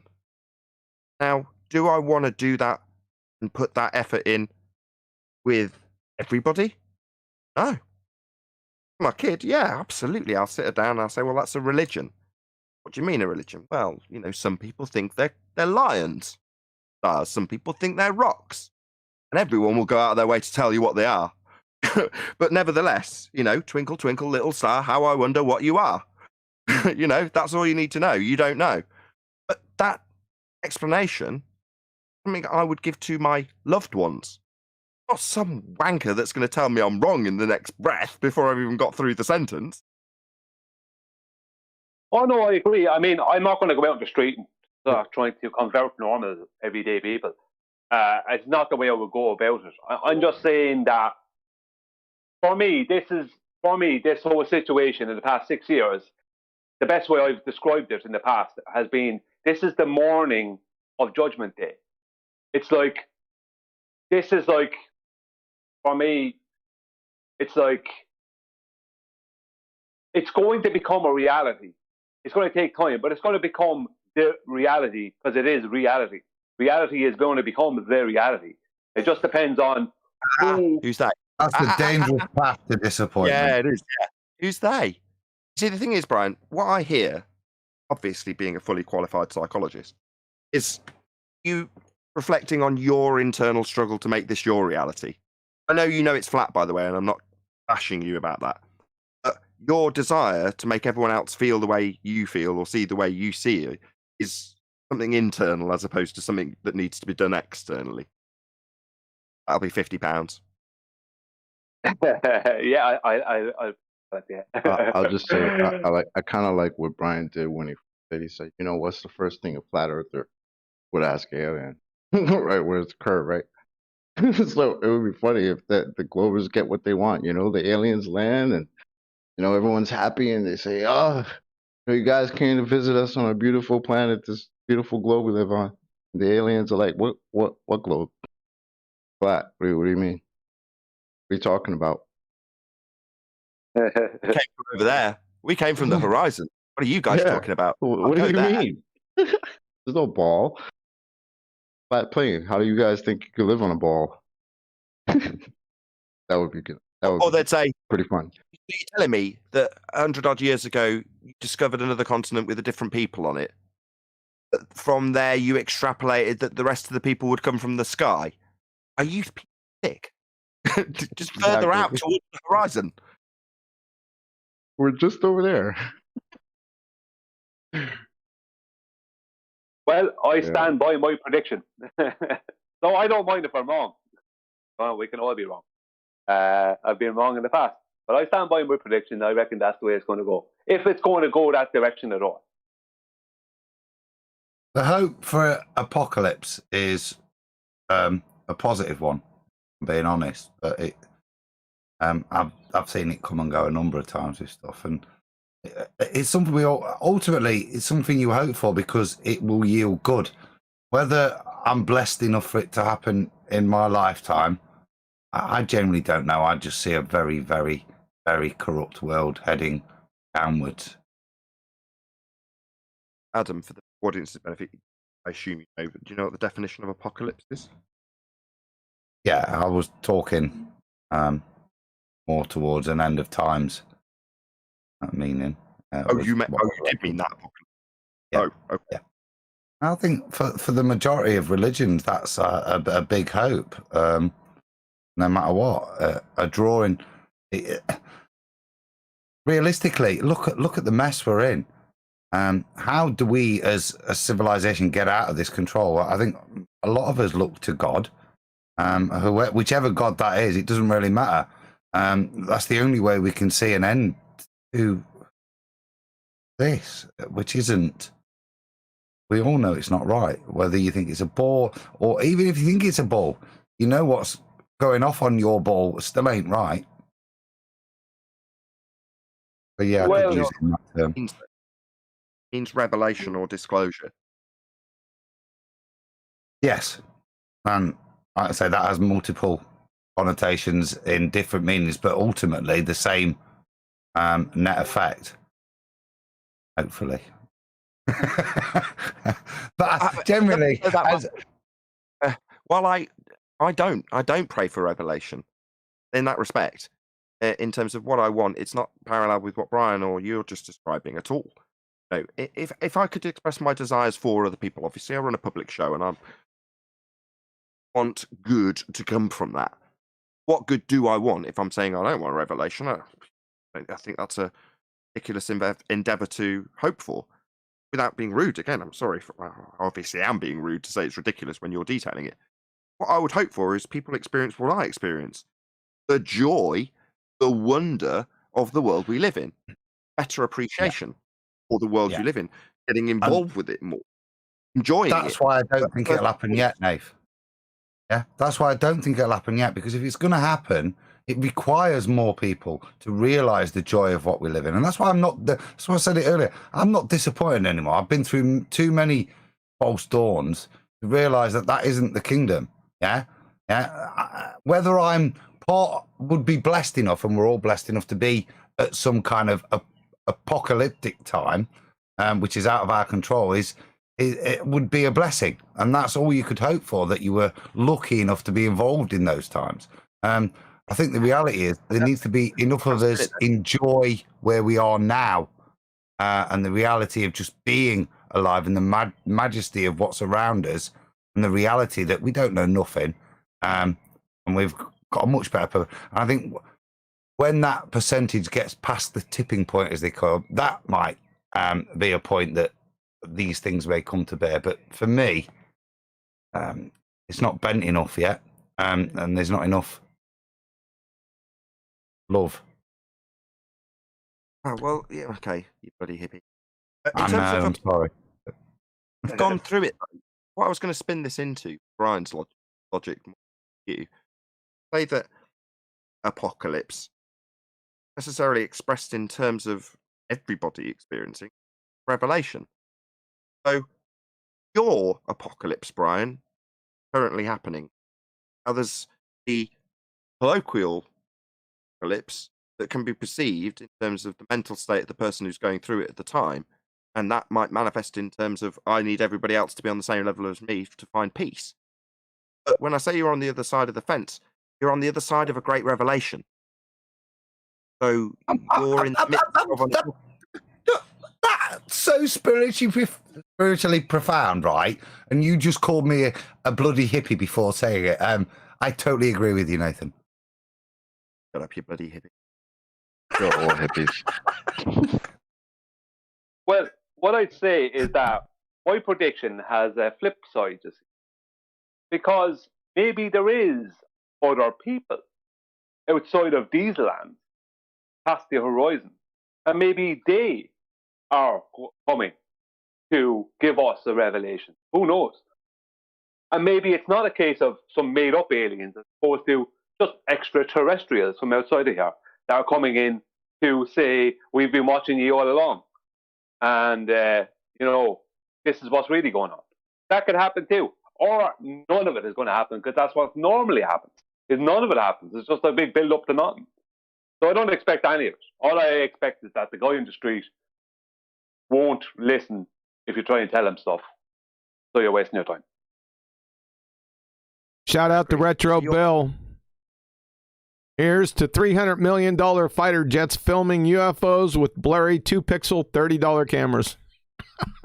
Yeah, that's what will happen. That part of the prediction is absolutely correct. That is what we will get. You'll get the same sort of standard of footage as when they show you smart bombs blowing stuff up. That's what you'll get. That'll be the quality. Like the moon landings. A beautiful, crisp, all the moon landings. Beautiful 4K crisp, movies of helicopters on Mars and stuff. So you gotta love that. Place where they tell us there's less than 1% atmosphere, but yeah, don't worry about that. Flying helicopters over there. They calculated the amount of fuel that helicopter would use, so you can't fake that. Yeah. Obviously proof of that they did it. It cost a lot more, right, to calculate the amount of fuel, film a guy getting into a jet, late landing, than doing all of it put together. Exactly. Faking it would cost far more than going to a fake place. This stands in violation of natural law, based on an assumption that a light in the sky is a rock falling around in a presupposition orbit. I mean, actually doing it is far cheaper than faking it, really. Even though you couldn't go there. Well, you've got to fake it to be doing it. Doing it is faking it. It's cheaper to actually doing it and say that the fake is actually doing it than to fake doing it to later disclose that it was faked. which might be The fact that actually faking it That is was literally possible an argument. is the irony, isn't it? To actually do it is impossible. So you are left with the only option of faking it, at whatever cost that is. Currently, $50 to $60 million a day, isn't it? faking it for real, and there's faking it later disclosed as fake. I suspect, as much as you all laughed, might be the case in terms of the moon landings. In terms of the actual presentation joke, the standards were 1970 at best, maybe 80, because they had access to pretty good technology. But if you think that the standards of the technology you filmed that hoax was of the standard of the 80s, and you think back to an 80s movie, it hasn't held up well at all. So that's what they've now got. So at some point, I don't doubt for 1 second to make the same sort of claim that Brian's made, and I've made a long-winded, hippified, I think that's what they'll have to do with the moon landing. It is starting to become a bit of a mainstream joke, and they've started to, but fringe, by that I mean people like Joe Rogan and that sort of standard, not mainstream, fringe, narratives about how they could decry the original moon landing, say why they would have had to have faked it. We've already started putting that out as predictive programming. So Ethan, there is what definitely year a is line of- Capricorn 1? Right, because I would say it's 20 or 30 years before that, I think, that they realised how crap that footage was. You know movies better, but Capricorn 1 is it's like a disclosure document. So what's Capricorn that? 10 1 years basically after? the story of faking it, but with Mars, right? Yeah. The story of faking the moon landing. That's what Capricorn 1 is. If you've not seen it, go check it out. So that disclosure, like you were alluding to, they realise. I'm saying there that they realise a shitload earlier, and they put it into the subconscious already for you to laugh at, ignore, and move on. It's been dealt with. Look in a movie how they could have done it, but obviously they didn't because we've not reacted to that since that movie. So move on. Still real. So that I think that sits there already. Yeah, but it's on the precipice of being tried completely officially. What I'm saying. It's been predictively programmed that you can almost ignore it. In some respects, it's been described as laughable by some mainstream. How I think about it. So, in that regard, could it be the case that they'd actually relinquish that as being necessity hoaxed? Now, I'll give you an example. Saying that there's the dark side of the moon alien bases. Sound familiar? Well, that might play into the current narrative with the aliens coming from the sky vacuum, the violation of natural law, so that they can decry the moon landing as part of the side story that goes along with it. Actually, they came from the moon. We kind of knew this when we went there, but what we told you wasn't actually what we were doing. We needed that cover story. Go and investigate the little green men.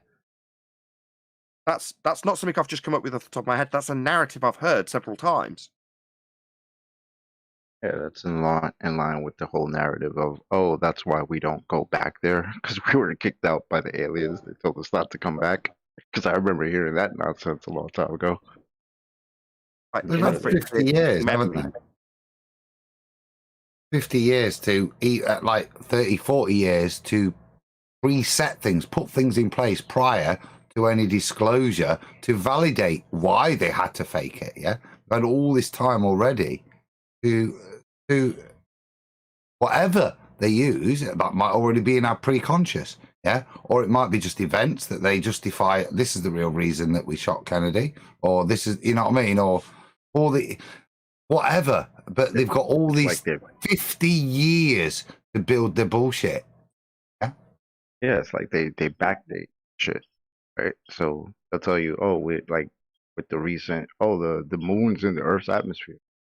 Oh, that's not new. We knew that already, but we're just telling you guys now, right?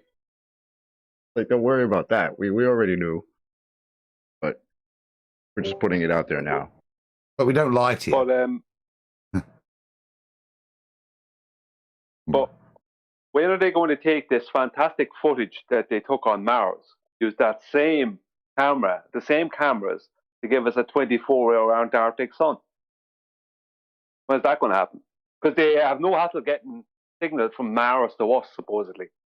So they should have no hassle with the bandwidth at this stage. It's only possible in the harshest, most ridiculous environment you can ever imagine. It's not possible here where we live, of course. Ridiculous. Yeah. They can give us perfect video of a helicopter on Mars, 8K or 12K video or something like that, but they can't give us a 24-hour sun video because they don't have the bandwidth. There's no snow on Mars, is there? Blocking the signal. You see, that's the trouble with Antarctica. Like British Rail. There's no reality on Mars blocking the signal, Adam. There's no reality on Mars blocking the signal. With that, once it's rendered, isn't it? It's done. When we get into these sarcastic discussions about rocks in the sky vacuum, I have to pepper the conversation for those who might be new. Say, all of what is currently being discussed, seldom discussed, stands in violation of natural law. The sky is not a vacuum. If the sky was a vacuum, gas we breathe would fill the space. And irony of ironies, they call the area where they claim these rocks are falling around other rocks or gases space. So it's a space, and gas likes to fill space. That's precisely what it does. Standard gas law, you've got a V, that would be volume. And space would be a volume for gas to fill, so we wouldn't have any. We'd all be dead, we'd all be suffocated. It would be 10 to the minus 17 or at sea level. Not that there'd be any sea, it would all vaporize. If the sky was a vacuum in violation of natural law. So the sarcasm, yeah, there's no helicopters landing in a limited area of atmosphere because same applies to their claim of what Mars is. Same applies to Earth. The atmosphere that is clinging to Mars and not expanding into the sky vacuum. A helicopter can go through that atmosphere that hasn't expanded into the availability of volume it has to fill in violation of natural law. No, not at all. The journey that took place to that light took place in a 10 to the minus 17 tour vacuum in violation of natural law. So the vessel went from here, the gas we're breathing being at pressure, through that pressure into the 10 to the minus 17 tour vacuum to make the journey. If it can leave, so would all the gas we're breathing. Can I give you that number, Nathan? Because it's bigger than John's new R value via the Black Swan for the Black Swan. The V. Yeah. That number. We already know the V. V is, well, obviously this is still made up. Right. You know. It's 3.58 times 10 to the 80th cubic meters. Yeah, you Tip got of it. the hat, sir. Tip of the hat. I've been saying that for about 5 years now, Adam. You missed it every time. I didn't miss it. I'm Well, it was a good opportunity to repeat. It is such a stupid. I even gave you a tip off. And it was bigger than your new R value. For the audience's benefit, what they are discussing, what Adam and John have just is the claim of the amount of space, gas, which we're breathing, could fill. You're calculating it, standard law. B, be the amount of space, and that would be the value that I'm going to ask Quantum Eraser to repeat because he knows it off the top of his head. Yeah, I do, because then I've got a rebuttal. Yes, the value is 3.58 times 10 to the 80th cubic meters. That number is unimaginably large. But the beauty of this, John, is you've got a good memory. I know you're right. But unfortunately, the universe appears to have shrunk by what would appear to be a very small number, because it's now 3.566. So let's call that 0.02. So that sounds like a small number, but of course that's times 10 to the 80. It's 2 times 10 to the 78, 77. That's huge. Apparently the universe is shrinking since the last time it was measured. So it's the expanding, shrinking universe. No, this is covered in a period of time. Hawkins described this as great crunch. So it's begun in our lifetime. So, The great crunch is coming. time going backwards for anybody? Only when you try to use it as an independent variable. We're not experiencing entropy decrease then. Great crunch hasn't arrived. Refrigerator? B could have just run out of space. It's all getting very cold now. But yeah, apparently it will all start going back the way it came. Be a great crunch. Start imploding. Maybe the rebellious gas particles have retreated, abandoned their post. But I like the silence this is met from by the panel, which I love. Heliocentric nonsense. Head to a panel of flat earthers, and it will be met with stone cold silence, dumbfounded amusement. But yeah, essentially, it's the antithesis of the Big Bang, the Big Crunch, the universe contracting. Yeah, that's your bullshit, people. Do you believe in a globe? Isn't it laughable? Oh, are we talking like full red dwarf? Like things are going to start going backwards? Where they got it from? Concepts that they cover in Red Dwarf: white holes, the Big Crunch, time dilation. What else do they cover? That's all from A Brief History of Time. Backwards is the one for me, and the cat at the end. You attempted to detail the ending of Backwards. Just don't. It's a family show. I just said the cat at the end and left it at that. Yeah, if you want to Google search that, feel free. We're not going to detail it verbally. At end of Backward, Red Dwarf. Feel free to check it out for your own amusement. Going to the pub doesn't look much fun either. Say Rob Grant, Doug Naylor, that's where they got a lot of the concepts from for Red Dwarf. Go ahead, Rob. You wanted to say something? Yeah, my mic's real shitty, I know, but all I wanted to say something about space. Space, by my definition, is the distance between, measured distance between two physical objects. That's space. You think that's limited to that? Space is three-dimensional, right? You got height, width, and depth. Yep. But how do you measure space? The distance between two physical objects. How do you measure the distance between two physical objects? You measure it, don't you? It's as simple as that. But this is the pretense. We can't. Missed what QE said to you. So when you ask for distance, length, what's the length between item A and point A and point B? Space is length, breadth, and depth. It's actually width, height, and length. Always width, height, length. That's the order it should be when detailing the. That would be space. But they're all immense. How do you measure to something that's not there? Are you talking about space-time? Nope, just space. Just the only definition of space that I believe in is the distance between two physical objects. Okay, but that is just a different convention. Length, breadth, depth, or width, or whatever you want as points that you're going to mark out as your question between something space. These are just conventions to describe something. The way in which we're talking about space, and John's understanding space, and we look at the human race, there's a complete assumption already. Now, they place these things in space, different distances, different sizes, and the pre-assumption being that their luminosity or behavior has to place them in certain positions in space.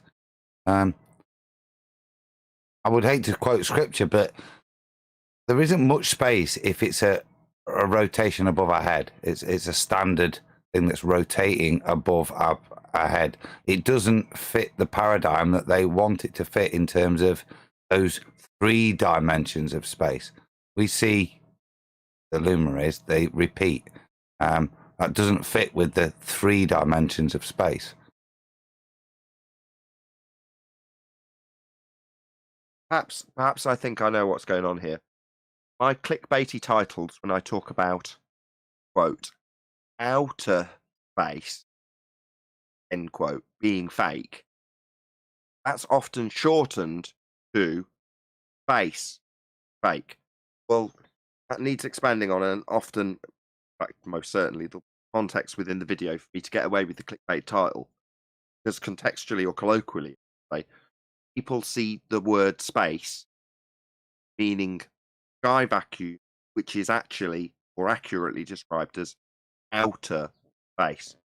Now, originally, when I was going back for several years now, first making these arguments, I was pulled upon this by Quantum Eraser. Careful, because space, mention of describing width, length, height, width, height, and length, is something that you can easily define. How much space you have, or how much volume, if you're describing it in terms of gas law, when we debunk outer space. Well, outer space is fake. Space and breadth and depth. Which is great, because that leads to what I was saying. In 3-dimensional space, we'd have a top, bottom, side, front, and back. Those are all measured distances. How do you measure to the ceiling? Got to have a ceiling.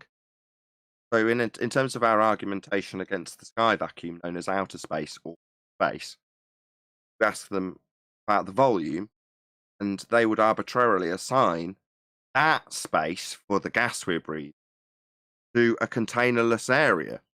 Well, the space the gas occupies is about this much.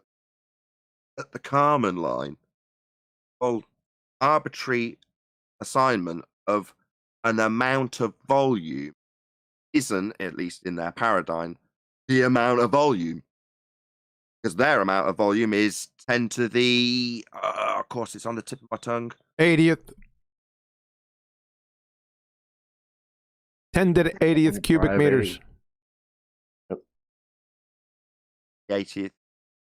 Cubic meters. So, cubic meters. Yeah, and that's an assumption, right? Just a massive problem when you've got an amount of space like that for gas to fill. When you look at the laws that govern the way the world we experience actually function, claim of an area, let's just call it, for contrast, heaven. So I'm using the words of a different religion. Well, there's a certain faction of religious priests on your television screen tell you heaven is a sky vacuum out of space. And you can't go there, but magic men in suits can. Priests, they're underlings. Well, they're telling you what heaven is, not that you can go there. And they're telling you what the world is from heaven, not that you can see that. But heaven, as described by them in their rhetoric, is a fake place that violates natural law. So the amount of space is critical in terms of the argumentation against, well, us breathing, because we wouldn't be. There's, I think you said the same. There's a physicality assumption bias, to quote Arwen. Yeah?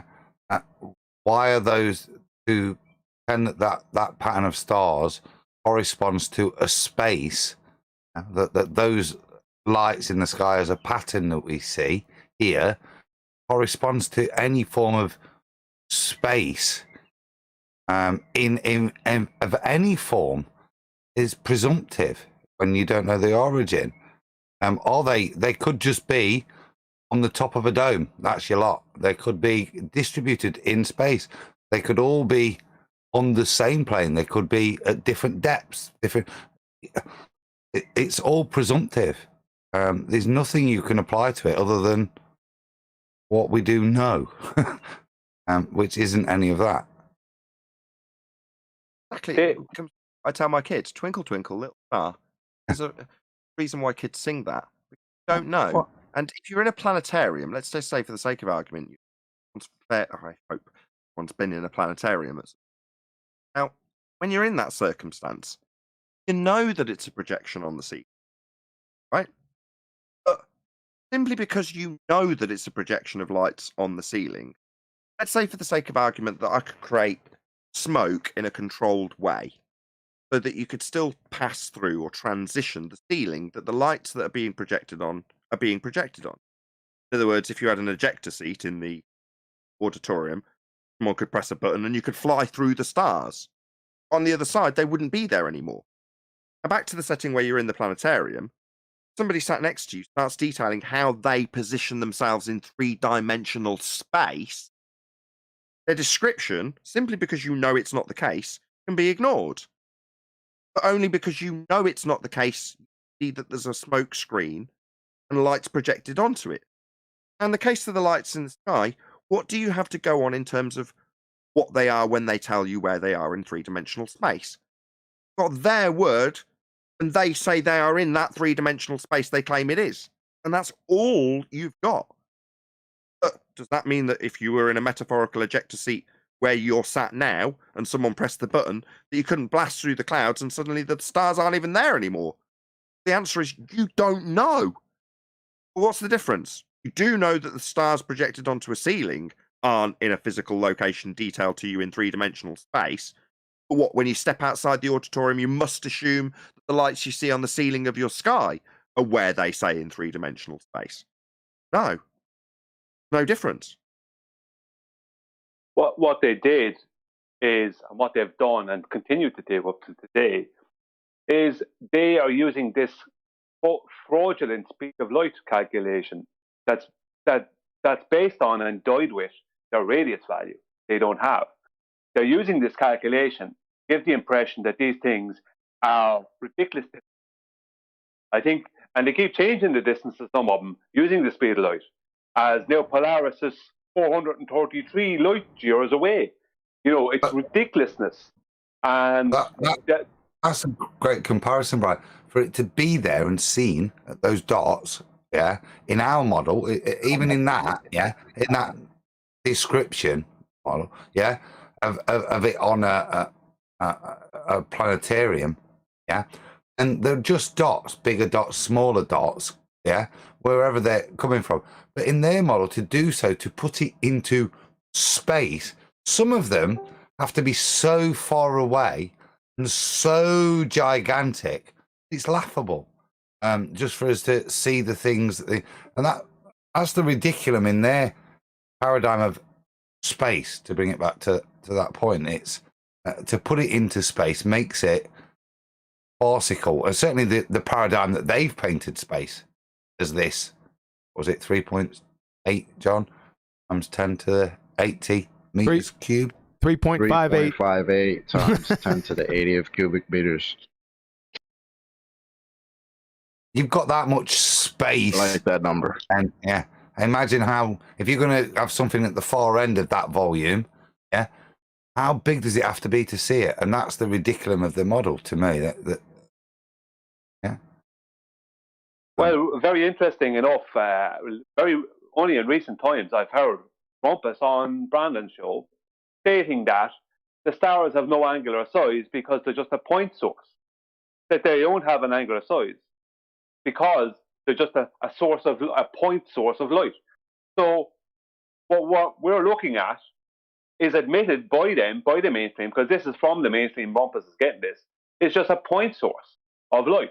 It doesn't. It's so small that they don't even have a real angular size. So basically, they're stating. They've got that covered though. At the Tycho Brahe hijacking. So I understand it. Tycho Brahe on projecting flaw with the heliocentric model based on what you detailed. Objection was, well, they'd have to be absolutely enormous based on the scale distance dealing with the version of the world. And what do you know? Now we've got Betelgeuse, which is absolutely vast. In other words, they just take an issue that he might point out in terms of what would that be? The inverse square law, I suppose. You know, have to be so big and so bright and brightly enough at a huge size. So what do? They say, yeah, they're a huge size. Yeah, that's right.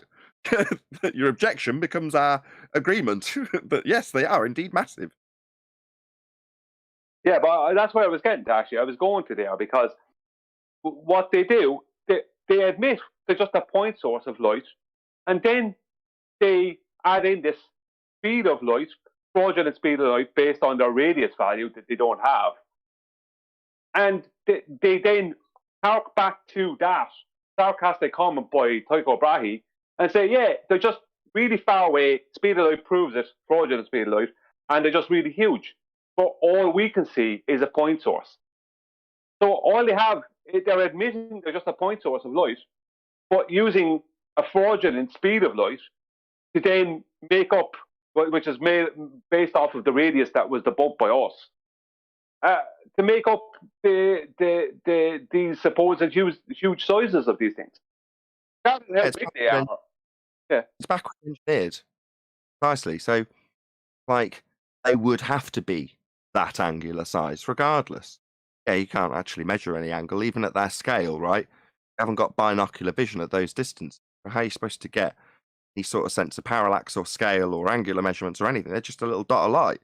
But they say, based on AU and the Einsteinian speed of light, you've got your scales, you've got your distance. Pre-assume Venus is the same size as Earth. You've scaled it all out. Therefore, they must be massive. That is what they say. Yeah, and once they have that covered, which they did, once they've covered all that in the public domain, they then start telling you that this, that, and everything happens out in this. For all the people listening here now, all the things they tell us happen out in the sky, all these supernovas and this, that, and everything. Have any ever seen any of this? I see the same things all the time. I don't see exploding stars. I don't see any of this. I see the odd shooting star. You know, it's very rare to see anything other than just lights in the sky. And that's only if I can't see them because of the clouds. And when I can't see them, they just look exactly the same. They're fantastic to see and look at, but they're just exactly the same as they always were. There's no fantastic stuff happening up there that they try and claim that is happening a billion light years away. But who's seeing any of this? Where's the evidence of any of this? There's no evidence of any of this nonsense. There's just point sources, and there's point sources of light made and a story built around them. Well, most people aren't parroting the correct pseudoscience because even Einstein told them that there is no one-way speed of light. So the speed of light or light years, the speed of light, that's not a measure, or light years is not a measure of time nor distance. They don't know the one-way speed of light. It's over. Does light speed down, slow down in a vacuum? According to their model. Yes, it does. How would you know how far something is away to be able to calculate its size based on the speed of light? And I'm being ignorant here.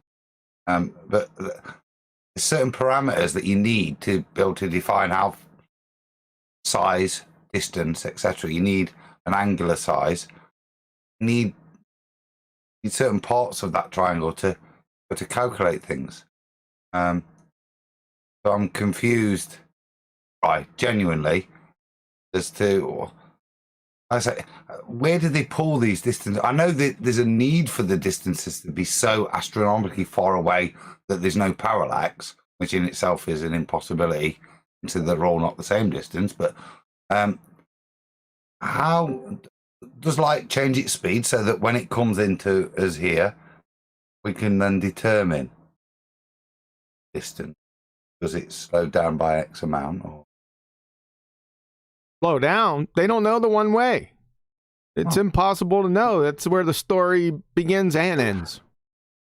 But do you get my point? They're missing so many parameters of being able to calculate it. That not just one, two. Yeah, they have a speed of light. They have their own calculated speed of light through air. They have that. No, that's the average two-way speed. They don't know the one-way speed. I'm not disagreeing with that. I'm just saying that Adam is asking about I think Adam is asking about that, and I just said that they do have another calculation that they say is a two-way speed of light through air. I was being flippant, but the point I'm making is, if you see a dot in the sky and you can calculate its angular size, yeah, you need a lot more information to define it, don't you? Yes. Now, the speed of light being affected in some way would be a very useful thing. If the speed of light was affected by a vacuum, which, as far as I'm aware, it isn't. Can't be a vacuum. But if not, then what's the speed of light got to do with defining these objects? The point I'm asking. There's no connection. It's just parroted through the decades, and it's based on that. You got people anchoring the fairy tales. They're just parroting what the physicist, the astrophysicist. I shouldn't say physicist.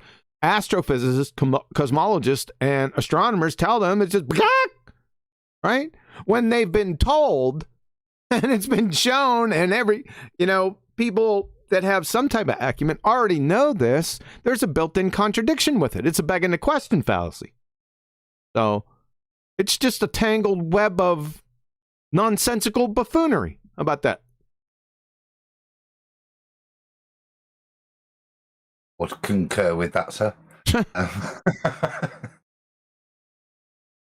What was my understanding? I thought there was a point where there was a claim that Brian was highlighting, but they clearly, it was a point of ignorance, is why I was asking it. Well, all of their claim, their whole claim, like what QE is saying is correct. He knows this because he even detailed it, even told us and showed us he detailed it years ago. And Veritasium backed them up, Einstein backs them up, so it's the fact. But their claim, their calculation of a two-way speed of light or whatever it is, died with the radius. The Black Swan killed that because it all began with the assumption of us being on a sphere with a particular radius size. That's the beginning point, because their beginning point for their speed of light started with the pre-assumption that Kepler's analemma was correct. So the speed of light is just an average. There's something else the borders don't even know, because it's just the average distance of the globe Earth to the sun in the heliocentric model throughout a full 12-month period. Because the globe Earth moves around the sun in an kind of offset elliptical orbit. So it's at a different distance from the sun day to day. So consequently, they only have an average. So their precise speed of light, regardless of it being a heap of rubbish, is still only an average. Anyway, and it's debunked by the Black Swan. Hold on. I think I avoid all this stuff, Brian. So are you just saying that they base the speed of light on the sun? It's an average. So bear with me. Let me be a child here. So we're going to measure the speed of light based on the sun. Based on a pre-assumption of us going around it in an offset elliptical orbit that was put out there by Kepler. Forget that bit for now. Just start with how far is the sun away? I'm lost as to how that claim works. That's what gives you the explanation. But first, you must assume that Earth is a sphere with a radius of 3950. Don't go into that. Then you must assume that Venus, same sphere value, rock in a sky vacuum, Earth, 3959. The heard Venus referred to as Earth's twin? Yep, that's why. Being used as a scalar. Then you apply Kepler's third law of interplanetary motion. Those scaled values files. Even 3959 is an average. So they have an average, two averages within their supposed definite speed of light. Two averages. Start off with an average radius, because it's an oblate spheroid, their model. And then they have an average distance to the sun throughout a 12-month period in their model. And that's the start of their Isn't 9.8 meters per second squared also an average? Oh, that's just a calculation as well. Yeah, it's just an average too. But that doesn't come into the speed of light. Averages everywhere, man. Yeah, because it's all calculations. It's all calculations. So they have to pre-assume a load of stuff before. Go on, sorry, Nathan. I was going to say chocolate's thrown in an erroneous one, not relevant to the gas law. 9.8 meters. What? Gas expanding in all directions, to volume, debunking gravity, downward vector at 9.8 squared. Chocolate's thrown that in just to throw you off track. Why you do that, chocolate? I've had to step in to round it out to get Brian back on track. I'm just thinking he's going down the line of we got averages with speed of light, averages, even the radius is average. Throwing another average in there. 9.8 meters per second squared. Averages all over the place. Yes, and average is chocolate. That's supposed to be very specific, isn't it? Yeah, and they're all averages are based on the pre-assumption of us being on the globe Earth starting at that point. Everything starts with that. That's why the Black Swan. I don't know how many you've seen it. I did a little 3.5-minute video on the end of the speed of light, and I ended with the Black Swan because the horizon is not geometric, sun rays are not parallel. The end of that. Well, You know what I mean? that's what I was about You know to what I ask you, Brian. And are you saying that the Black Swan debunks the speed of light? Yes.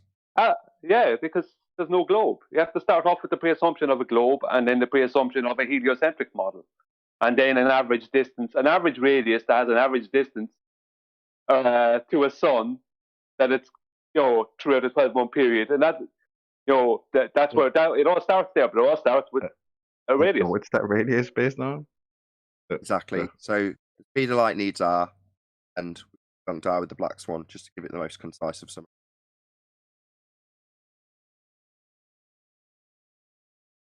It didn't need that. It was already debunked because they knew it a long time ago. They didn't know the one-way speed of light. It's begging the question fallacy, so it was already knocked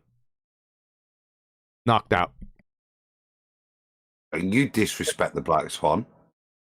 Just smash the speed of light in its own unique, feathery way. Yeah.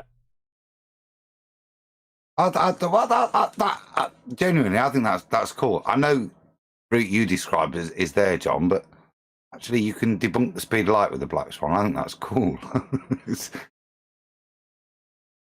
But QE is 100% correct. I know he knows more about this than I do. The way I went about it is the layman's version.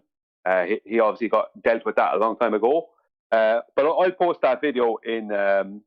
I posted it to War Room for you, Adam. It's only 3 minutes. Oh, I think that's cool. Hey, you can use the Black Swan to do that. I think it's just awesome. I do too, and I just want to mention this quantum eraser. At some point, what I'd like to do on one of the BALLBUSTERS. Often I come up with ideas for BALLBUSTERS now, is it? Is do like the Kevin Bacon game. You ever played the Kevin Bacon game? The what game? Kevin Bacon. Kevin Bacon. Anybody on the panel ever played the Kevin Bacon game? Kevin Bacon. Nope. I'm sorry. I thought you said Heaven Bacon. Kevin Bacon. No, I haven't played it. Okay, the Kevin Bacon game is where you name a movie, then you have to try and get back to any movie with Kevin Bacon in it, shorter steps as possible. Right? Well, I want to do an equivalent with the Black Swan. So present an argument, and then how many steps can you take it to get it back to the Black Swan? Now, this is my segue into giving props to Father of a Stolen Child. Right? For the last couple of weeks, he's been trying to get from the Black Swan, or no, do it the right way around, from axial rotation of the Earth-based variety, which is one of the housekeeping, to the Black Swan. And initially, he got it with a segue step.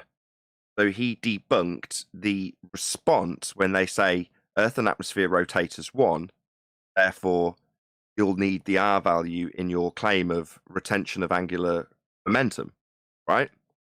But then he came back with an absolute corker since the last BALLBUSTERS, which is to say, what is axial rotation of the Earth-based variety measured in quantum eraser? Angular.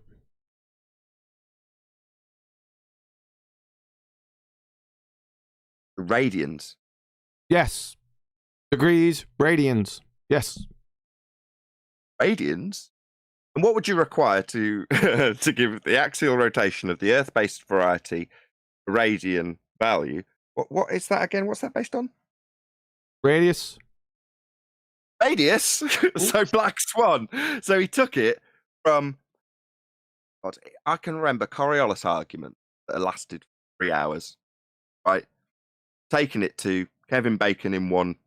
He's got it in one. Right, axial rotation. You'll need an half of that. Boom, gone, dead. Argument over. Absolutely epic.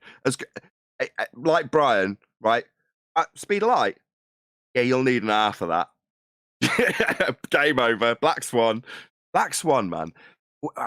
Just remember you saying it and it's sinking in slowly over the first couple of weeks. How devastating an argument it really is. Yeah. Oh, hit me all at one time. I knew it. You called it the Black Plague. Yeah. And that's what it is, right? As the infection from a globe point of view spreads out and gets more efficient.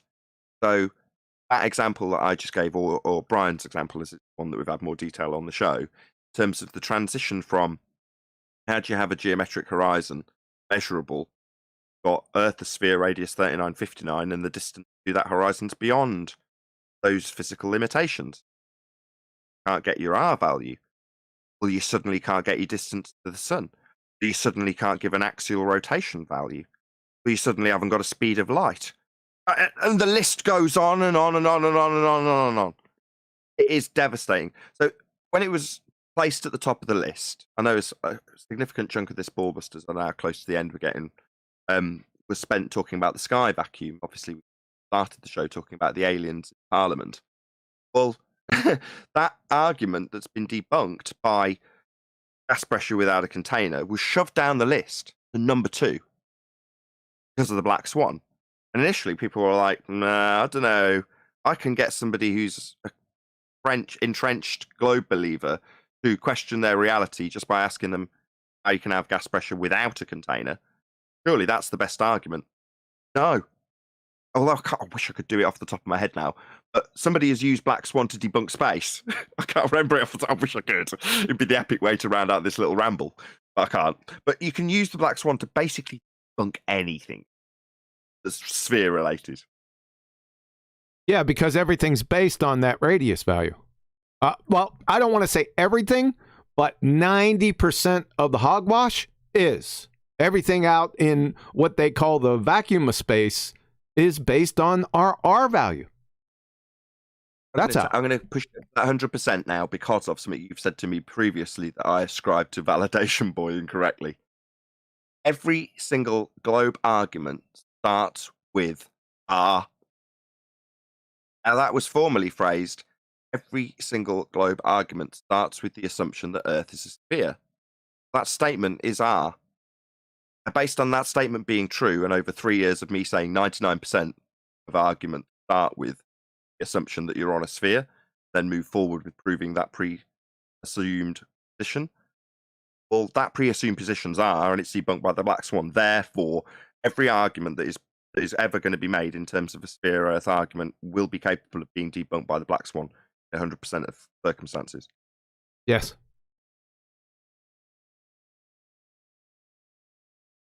That's why that became one of the. That's why that became one of the housekeeping questions, right? Any sign of R, evidence of R. I mean, don't have that. No. You have nothing. Actually, no. Housekeeping were unaltered as a result of the Black Swan. But we were already asking for evidence of the R value prior to the Black Swan. But that's what I'm saying. Like we kind of knew that already, but didn't really state it until the Black Swan. Really? Well, yes, that's correct. What we'd proven with Mick West, that was like a concession that went down, and lots of people talked about it, and him saying, yeah, well, of course we have to assume R, or however he phrased it, was the concession that they make the first statement I just made true, which is every globe Earth argument will start with the assumption that you're on a sphere. Well, all they did was say, well, we already know we're on a sphere, so it's perfectly acceptable to beg the question. We're on a sphere and make my argument from the standpoint that I already know. That's perfectly acceptable. That was their rebuttal. Yeah, we know we beg the question. That's perfectly acceptable. We already know. In other words, I know I'm begging the question, but I'm begging the question. So therefore, it's okay. That was their response. So QE, genius, has gone, okay, I've got to lock them into their paradigm to the point where they've got to deny their own paradigm as a response. And that's what he did with modus tollens. Take them to the point where you make their assertion for them in the argument. If the Earth's a sphere radius 3959, then every distance to horizon can be measured no more than 1.2 times the square root of the observer's height in feet.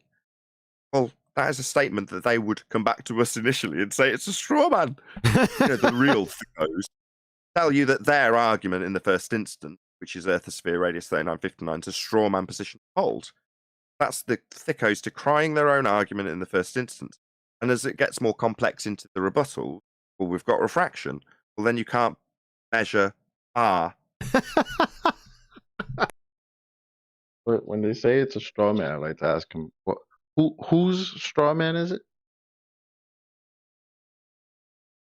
That's the irony. That's where you say that's where the welcome to flat Earth began. So people calling the modus tollens a straw man was where we started to say, well, let's start welcoming them to flat Earth. Like, what's that? Earth the sphere radius 3959 is a straw man argument. Welcome to flat Earth. Snacks are in the back. Jay's taking requests. Smoke them if you got them. Yeah. Yes, sir. Every avenue that you take around the Black Swan, there is a cherubim with a flamethrower and a nail spike Louisville slugger. It happens really quick. Gotta love that. I love that it's become a game. I really appreciate Father of a Stolen Child seeing it as a challenge to Kevin Bacon the Black Swan argument into anything that's capable of having a sphere Earth claim put to it. And I love that. I think that's epic. It's fun now. And that's kind of where I was going earlier, Brian, by the way. I hope you haven't run away from your mic, for whatever reason. When I was saying you're the one going through that apocalypse, well, when you're truly on the other side of the fence, hopefully, you'll be apathetic to the struggle and pain of your opponent, who are presumably going through the same apocalypse. That was really my overriding point when I said the connection you see that should apply to the mainstream as they all realise as the aliens come and tell them, what bloody globe, we came from the horizon. Well, you don't need to induce the apocalypse on others for you to have been through it. But that doesn't mean that your opponents, who are definitely in that bridged position, are also experiencing the apocalypse just in a very different way. So the apocalypse for me was enlightening, uplifting, joyous. For many, our opponents, it's hell. Now, I laugh at that. And they hate me for it. But I can only laugh about it because I can now, like with my example with Father of a Stolen Child, take joy in toying with them. How quick can I get this argument to have its head removed by the Black Swan? That's just a bit of fun. Game on the motorway, bit of Pictionary or something. It's just a bit of fun.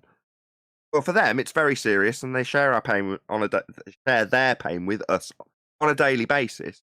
That's precisely what they're experiencing.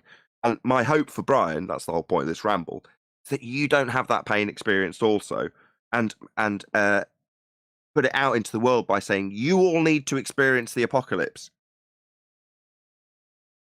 No, I understand. No, I'm pretty relaxed about it. I mean, like you, it was in 2015, 6 years ago, when I found out that it was flat. It just answered every question, and I laughed when I found out. I was like, "This is fantastic." Now their experience is terror, because this is terror for them. Our opponents, this is terror because they can't accept it. It's about acceptance. We accept that, wow, this is fantastic. It means all that stuff is not real, and there's a lot of stuff out there we don't know about. We don't know the answer to this. We don't know what the distance to the sun is. We don't know this. We don't know that. So, I mean... Stop. Now say all that exactly the same as you just said it, word for word, but with a tone of fear. I don't know if I can do that. What I'm trying to say is, but that means that all of the things that we know are also untrue, were Cat's words to Haunted House. I'm not even joking. What you've described as something that you see as a freeing joy and you laughed about it, so did I. I went and woke up my wife. Oh, God, it's flat! With a tone of excitement. Not, oh my God, therefore it's all lies. But they're saying the same thing you are, Brian, just with a very different viewpoint on it. Yeah, no, it's true, because I saw it as an opportunity. Like, and this is an opportunity to find out the actual truth, or as much of it as you can find out. We may never find out the distance to our sun, but as they see it, I understand they see it as all wrong. Yeah, it was never good enough to start with. It wasn't. Imagine that. No. Imagine that. Thinking it's all wrong. Thinking, wait, you mean the world is actually what it presents itself to me? Like that, it's actually that. Like what my senses tell me it is. It's actually that, and that's scary. No, but they don't necessarily contemplate that, Chocolate. I mean, more like if you take one of the questions they ask us. So I know this is malformed, but they'd say, well, would that mean that everybody, all 20,000 of them at NASA, are lying? Well, if you flip that around, I appreciate that. I don't need to get into the compartmentalization of NASA to make this point, right, before anybody picks me up on it. You don't need to concern yourself with that. You don't need to suddenly go, well, that means everybody's lying to me. That's the view they take. Now, you can take a step back from it, or detach yourself it completely, as I have done, once you appreciate that there are lies coming your way from that particular arena. But you don't necessarily have to take the next step and say, well, that would mean that everybody else there's lying, and but that is the concerns that our opponents express to us by way of a question that hand waves off the paradigm shift that they don't want to go through. They say, well, that would mean that everyone at NASA's lying. You just say that with a slightly different tone in your voice, and it sounds very different, right? It sounds like fear. Oh, well, I can't possibly contemplate the idea that there's a deception going on at NASA. Is how they're actually putting that out there in a way that makes it my problem. I've got to prove that they're all lying now. I don't give a shit. Sorry, I'm BALLBUSTERS. I don't care. But sometimes it gets even scarier for them. It goes past, what do you mean everybody at NASA? Because I've been told, I mean, if what you're saying is true, then everything I know has been a lie. Right? That's the point of fear it instills in some people. I've had that told to me to my face. Yeah, me too. So I can't have this conversation with you because the more I do, the more I realize everything I know is wrong.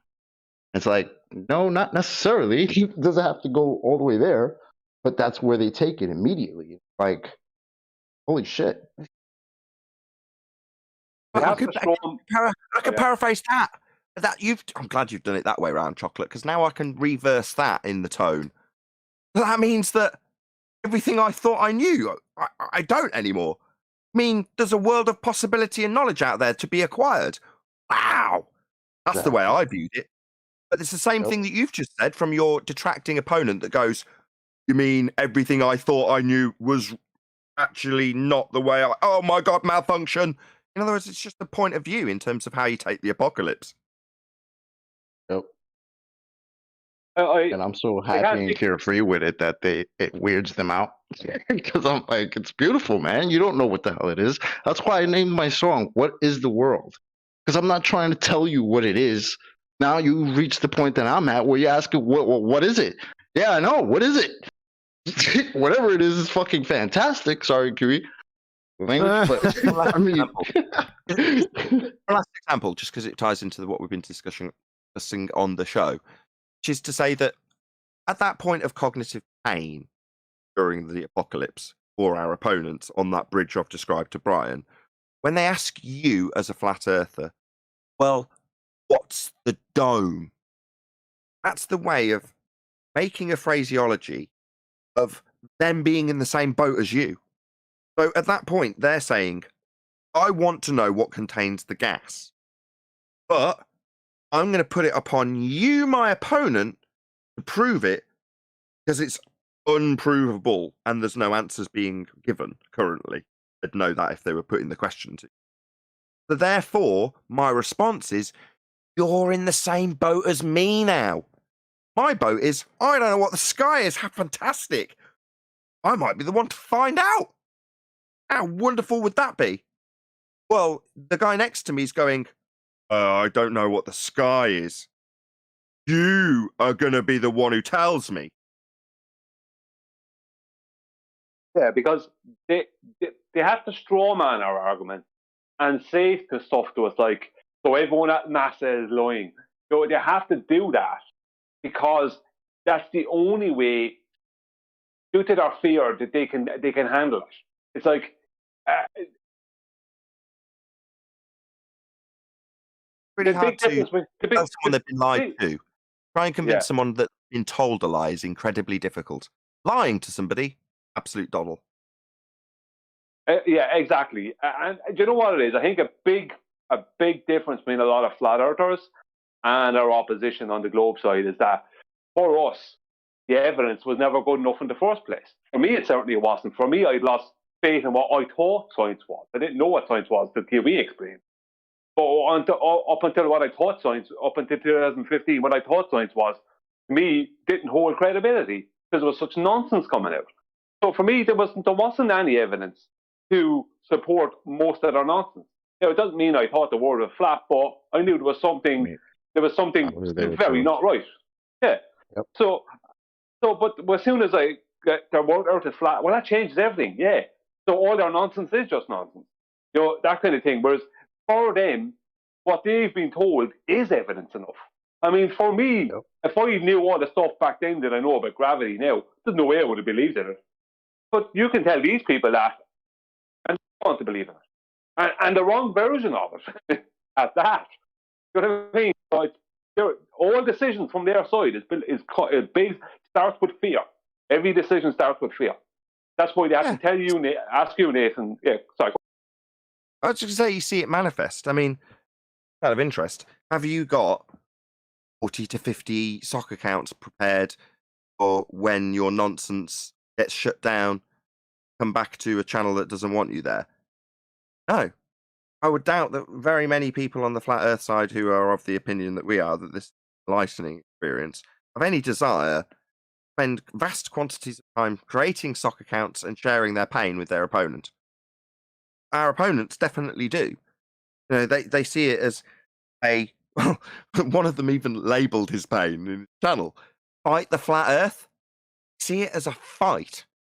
What happens in fights? People get bloody noses and people get pain. It's how they view it. A fight. Oh, I don't view it in the same way. Right? This enlightening experience brings me joy. Yeah, I've got a show about the cognitive pain my opponents experience, and they like to share it with us in abundance. That is manifest pain. But like I say, I hope keep making you the example here, Brian, that people aren't in it's still trapped in that I need everyone to feel like I do, or I need everyone to experience it the way I do. Like, I would say that's potentially your pain that you're projecting out onto the world and hoping that the world will fall in line with you so that your pain can be, it's with yourself. Like the flat earth is quite a good example, Nathan. Use the analogy. I don't fight anyone. I'm not interested in a fight. But if anyone's interested, I'll show you the fence over there. I'll point you towards it. I'll explain the fence.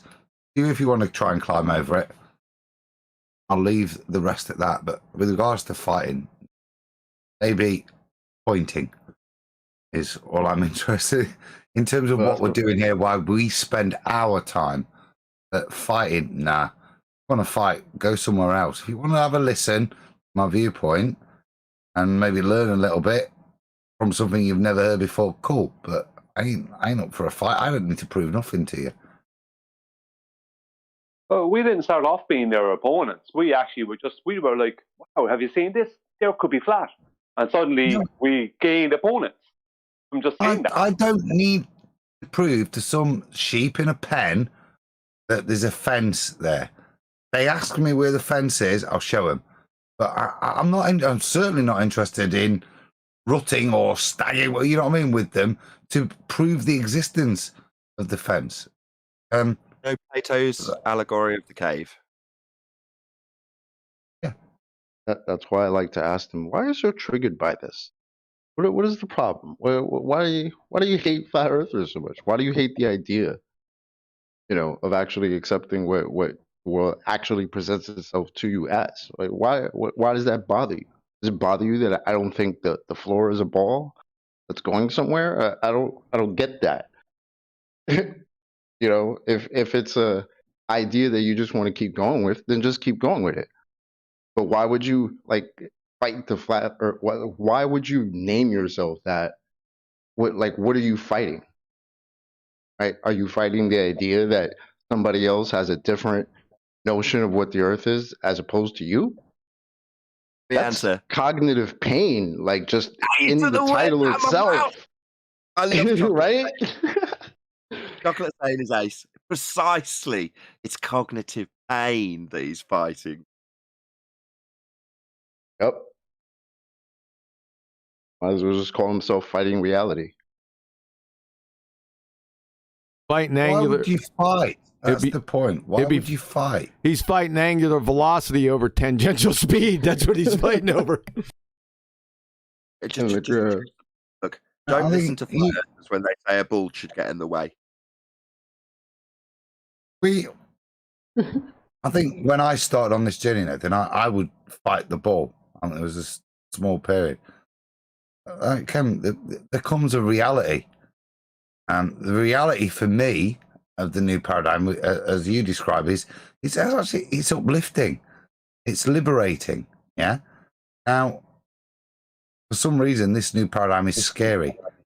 Yeah. Sorry. Well, not for me. Okay. No, but it appears to me that the acceptance of reality, and that's what ballers are denying, particularly the ballers that we engage with. The facts are there. So the only reason to deny that reality is avoidance of cognitive pain. Can I give an uplifting? No, I'm close to rounding out Q. So start making these. Regardless of which side you sat on, right? You're listening to right now. Depending on what time of day it is, go outside and enjoy a bit of actual reality.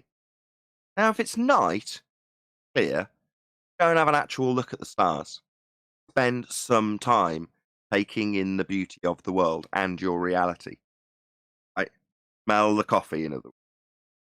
Take a moment to enjoy your reality, not anybody else's. Don't concern yourself with any of that, regardless of if you're a glober or a flatty, or a concaver, or a dick earther. Go out, appreciate the world for what it is. Got a limited time here, so appreciate and enjoy how fantastic the world is. Not the Matrix world, not the media world, not the narrative world, not the religious world. The experience you actually inhale through your nostrils. And many of the people I deal with on the show, I thoroughly believe do not do that. Don't take the time out. Go and appreciate just how wonderful it all is.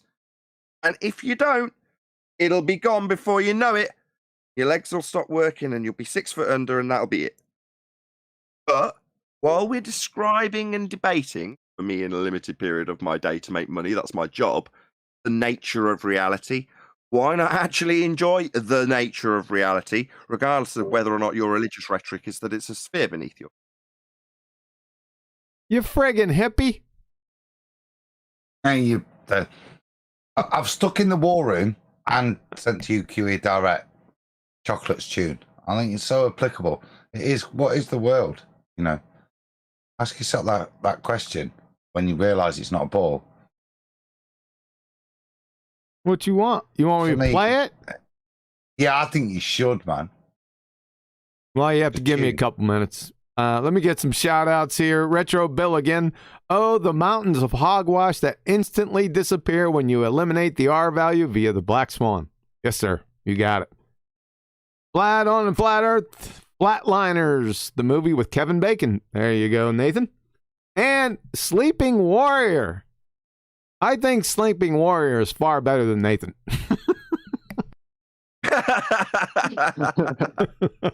Sad Sleeper Warrior, who is ace. I've got to admit, I actually prefer him to me. I'd prefer to be him. All right, let me scare this up. I'm making. Go on. I've sent the full trippy version, John. Is it with the video? I did is it clean?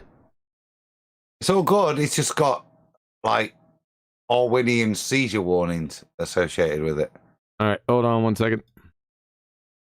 Gonna get me a copyright strike when I mirror this. Oh no! It's only because I did the video for Chocolate, and we wanted to put the lyrics in because the lyrics are cool, man. And if you read them, it's the point of me saying you should play it. But I like to do a bit. I'm learning in terms of Photoshop, and so I was just blending a few images there. But Owen said it nearly brought a seizure on for him. So all right. Well, let me see if I can get it. Warning you need. No copyright. Let me see if I can get it hooked up here. Go on for next couple minutes. We're going to go through the members of the public that have joined this show. Go through them at some point. Yeah, you can go through. Why don't you do that now? Okay. Yeah. Fair enough. Yep. Chet Faro. Hopefully I've said your name incorrectly. How are you doing? Good, thanks, Nathan. Thanks for asking. I had a good day today. My brothers passed by and we had lunch together. And for the record, my brother is also here. He's Flat Earth Egypt. I guess you know him. Ah, yes. Yeah. He's my eldest brother. My name is Fahd. Very nice to meet you. Nice to meet you, Nathan. Do you have any comments on aliens, our values, or sky vacuum? Aliens. I don't believe in aliens in such that the extraterrestrial beings they exist, but I believe in another being on Earth with us. Okay, I'll go with that. And so we can say like maybe it's more of a religious belief that we were created humans and jinn, or jinn is another type of being that exists on Earth with us. Yeah. Inside Earth, not outside. Cool. Well, thank you very much. I'm going to run down the list. Don, how you doing?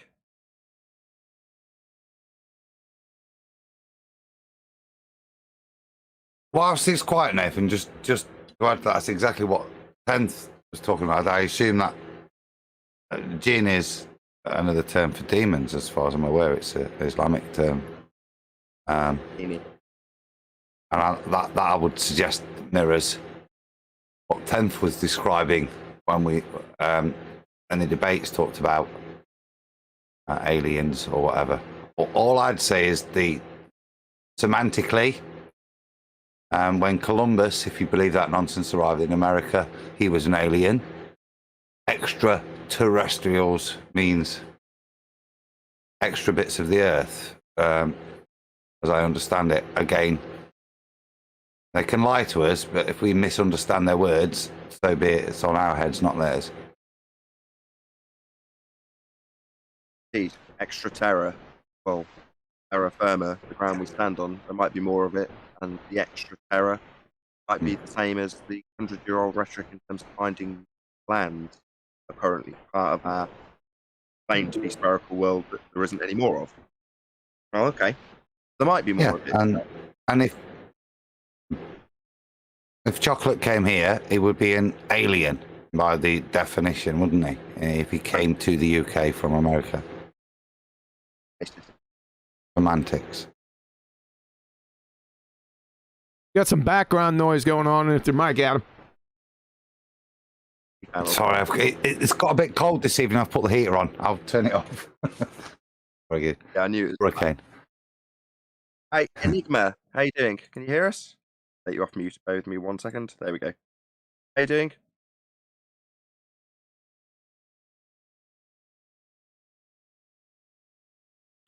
Enigma, come in, Enigma. Oh, fair enough. Go on. Hey, Free Palestine, how you doing? Yeah, I'm all right. Great show, as always. Aussie. I was just putting on an accent. Oh, I was about to say, It's a name like it's Palestine. it's flat Earth I would- Egypt here. Yeah. Do you have any comments on the R value, aliens, sky vacuums? Well, no R value and no aliens. I don't know if you'd make an absolute statement like that, given that the current rhetoric is that we found extra land with different color people. Well, in that sense, yeah.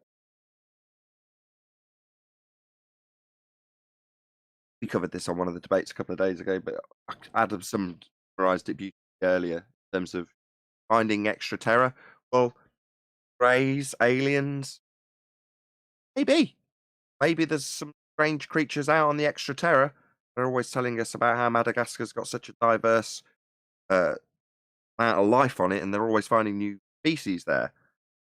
Species being categorization we hopefully won't cover on this Ballbusters, but excuse my terminology. Nevertheless, they find more creatures, and if there is extra land, as a lot of flat earthers like to envisage there is, Kobayashi map being an example of how it could potentially be extra bits of land around what we currently are told is a sphere, and that's all we have, right? Well, keeping the people who are here under control, you would want to keep the from outside away and your people contained within. Well, a sphere paradigm is very useful for doing so. Doesn't necessarily mean that if you unfold it into the reality we actually experience, there aren't more people at the horizon. There might very well be. And there might be more creatures, and they might be like they're describing, with metaphor in mind, with greys. You just don't know. I wouldn't rule it out. Well, they're not coming from a distant planet. Perfect. Once. Not coming from a sky Nathan's vacuum. analogy. If you do pick the Spanish, go into South America, that's Terra Nova, yeah, and that's perfect. So, and actually, you encounter a race which are significantly smaller, and also appear to have a unique skin color, which is a reddish color. It's very unique. It's not been experienced by Europeans who have been exposed to Africa. That's a complete description of an extraterrestrial by its semantic means. Right. Well, that's sufficient a point. What? Sufficient a point to when you're dealing with their claims that there are extraterrestrials. Now, they're not allowed to lie to us. And if I say that's extraterrestrial, that is a perfectly adequate, semantically correct interpretation of it. So, with reference to what Nathan's saying, there's possibly other worlds.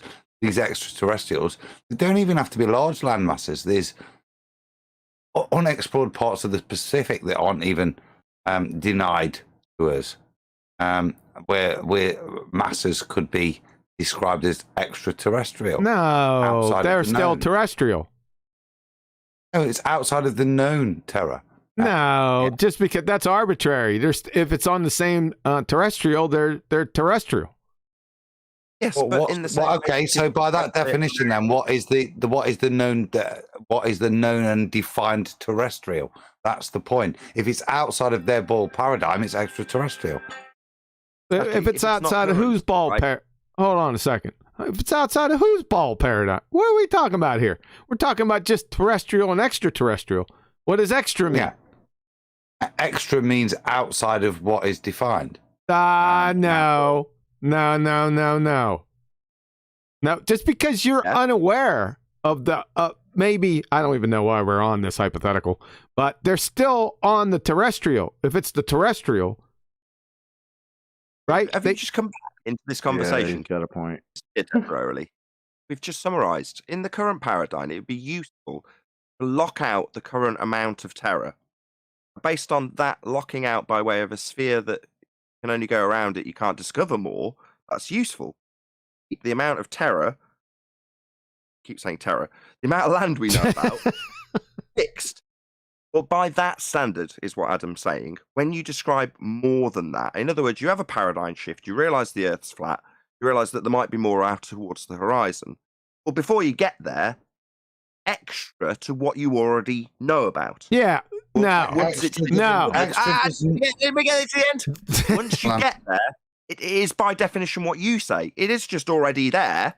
It was already part of the terror. Right. It always was. You just didn't know about it. Right. Exactly. You got it. Let me come to definition then. So extra, from my understanding, why I was referring to it like that is defined dictionary added to or an existing or an unusual amount or number. Added to doesn't mean on a different plane, in it from a different realm, or however you want to visualize it. It just means extra. Right. Extra. Like if I give you a bag of corn chips, and I'm giving you 20% extra, they're not from another fucking planet. No, that's not a good analogy. Hold on. By mental comparison, by mental comparison, take a child who knows nothing of the world, and you present it a punnet of strawberries, right? Now, to that kid, if you say to that kid, that is it, that is all of the strawberries, the kid eats them, goes, right, there's no more then. Go, nope. And then they go outside of their paradigm and realise that there's strawberry fields, and they go, you mean there's extra strawberries? Yeah.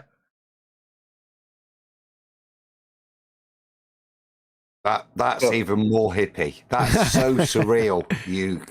I made Adam swear. You did, didn't you? But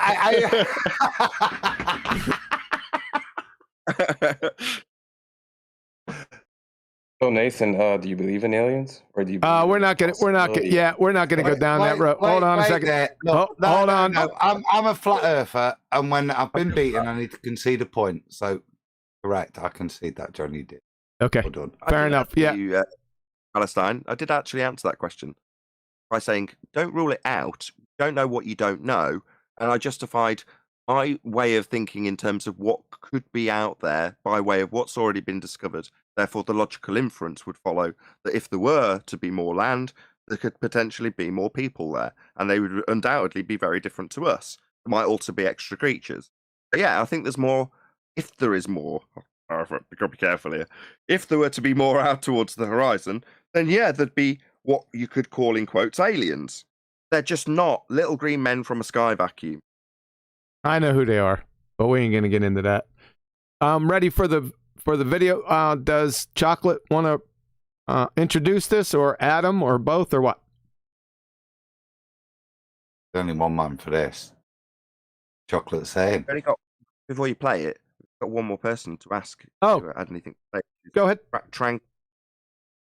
Run Q Bear.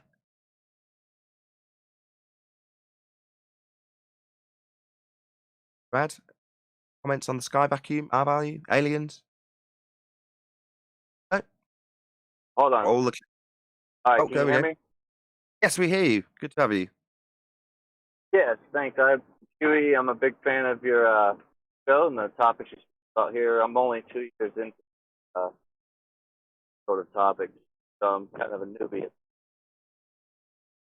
Yeah, I did have a question about the vacuum of outer space compared to Earth. If maybe you guys could help me with it. I kind of got into a debate on the YouTube comment section. I think I lost. Like I said, my acumen on these topics is not exactly at the levels of y'all. So I don't know if I could kind of present. Feel free. Go ahead and ask your question. Feel free.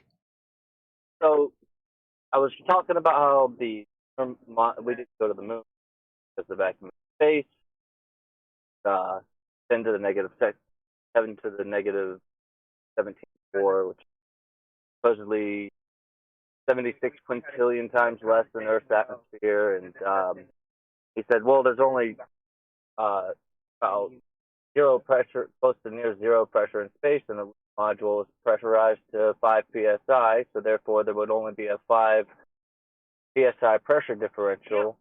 I told him that it's more than just pressure differential, that you have to account in the law of the second law of thermodynamics. All gases equilibrium, and even our weakest vacuums tear apart things on Earth. I think that I couldn't figure out a way to try to describe to him that it's not just a 5 psi pressure difference in the lunar module space. That's correct. First, you have to get the units of measure down. You don't want to be mixing up units of measure. If he's using PSI and you're using Torr, there's going to be, it's not going to make any sense. So the first thing you do is get on the same sheet with the units of measure so you're talking about apples to apples. That's my first suggestion. The point, though, okay, but the argument itself is, so I'm not hopefully sitting under. Wanted to do Delta X. Want to go through that QE, or shall I? I didn't really get what was the actual argument. The problem with the argument? The actual argument is only a pressure gradient that I need to worry about. So I'll justify the differential between capsule and the pressure gradient. Therefore, don't worry about second law of thermodynamics. That's the argument. But it's kind of a strange argument. They're arguing about the ISS or something out there having pressure on it when it can't be out there to begin with. Don't point. Oh, yes, that's correct. He hasn't been told that bit yet, though, QE. Yes, that's correct. Yes, the gaggled screw of convoluted nonsense they get to so that they can work their way around with a Delta X argument to how do you have gas pressure in the first place, which is what I'll tell this guy in a minute. Yeah, well, exactly. Can I have a chip in on that now? Go ahead. But you can. Let me just tell the guy. Yeah. Before you do, Adam, let me just tell the guy. So what they're doing is they're taking the argument from how can you have gas pressure, there's no containment, and automatically assuming that they have gas pressure, and then that pressure is gradiated. So it's saying how can you have a gas pressure gradient without a container is your rebuttal. In other words, asking you for a delta of gas pressure in the form of a gas pressure gradient doesn't address the original question. So if it was me being asked that question, I'd say, where did you get the pressure from in the first place to have the pressure gradient? Because all they're doing is adding a delta onto your original question. Well, if it's in violation of natural law, that is to assert that the gas would fill the space. Well, with that in mind, how'd you get the gas at all to have a gradient to argue about a differential with the module when the gas would have all filled the space? In other words, it doesn't address the original argument. It just introduces a delta to the original assumption that they have gas pressure and they haven't addressed it. Hopefully someone else will now give that in a more concise way than I have, and then we'll have Adam or whatever. Go ahead. I want to add to that because that's the exact point. And I was wanting to add in terms of apologetics with an understanding of the second law. Going to do that, then there is the only mathematical way out I can see is to have a constant ejection to maintain the gradient. Now, you accept the gradient is caused by the infinite vacuum. So the only way you can then backwork that mathematically is to have an output from the supposed sphere Earth of gas to maintain the gradient as it escapes into an infinite vacuum. That's the only mathematical way out that I've ever seen with regards to that, which is just as much as ludicrous because the amount you need is a bath bomb. Talking continual production of hurricane force gases. Yes, to maintain that concentration gradient. Yes, to be a blast upwards to maintain that concentration gradient. But there is obviously, I was talking mathematically in that, and that's the dirtiness of maths. Because as soon as you put in actually then airflow, then all the maths I was talking about is destroyed. Because it adds another depth to reality, which that bit of maths didn't describe. I was just talking about concentration gradients. That would be the only way to do it. Yeah, That's how crap maths is, unless you describe the it accurately. mathematical side has given me time to give this guy a better summary. Not only can you not have gas pressure without a container, you can't have a gas pressure gradient without a container either. Hopefully that answers your question. Can I say something to him just before? No, we don't need 30 people. Nah, because it's getting late in the game. Let's see if he understands that. Sorry. Have a gas. Can I add to that statement, Nathan? Oh, God. Can't have a gas pressure. No, you can't have We a all gas need to pressure. queue up and now insist that we have another go and bash at this guy before he gets a chance to reply. I'm sorry. It was only because I wanted to just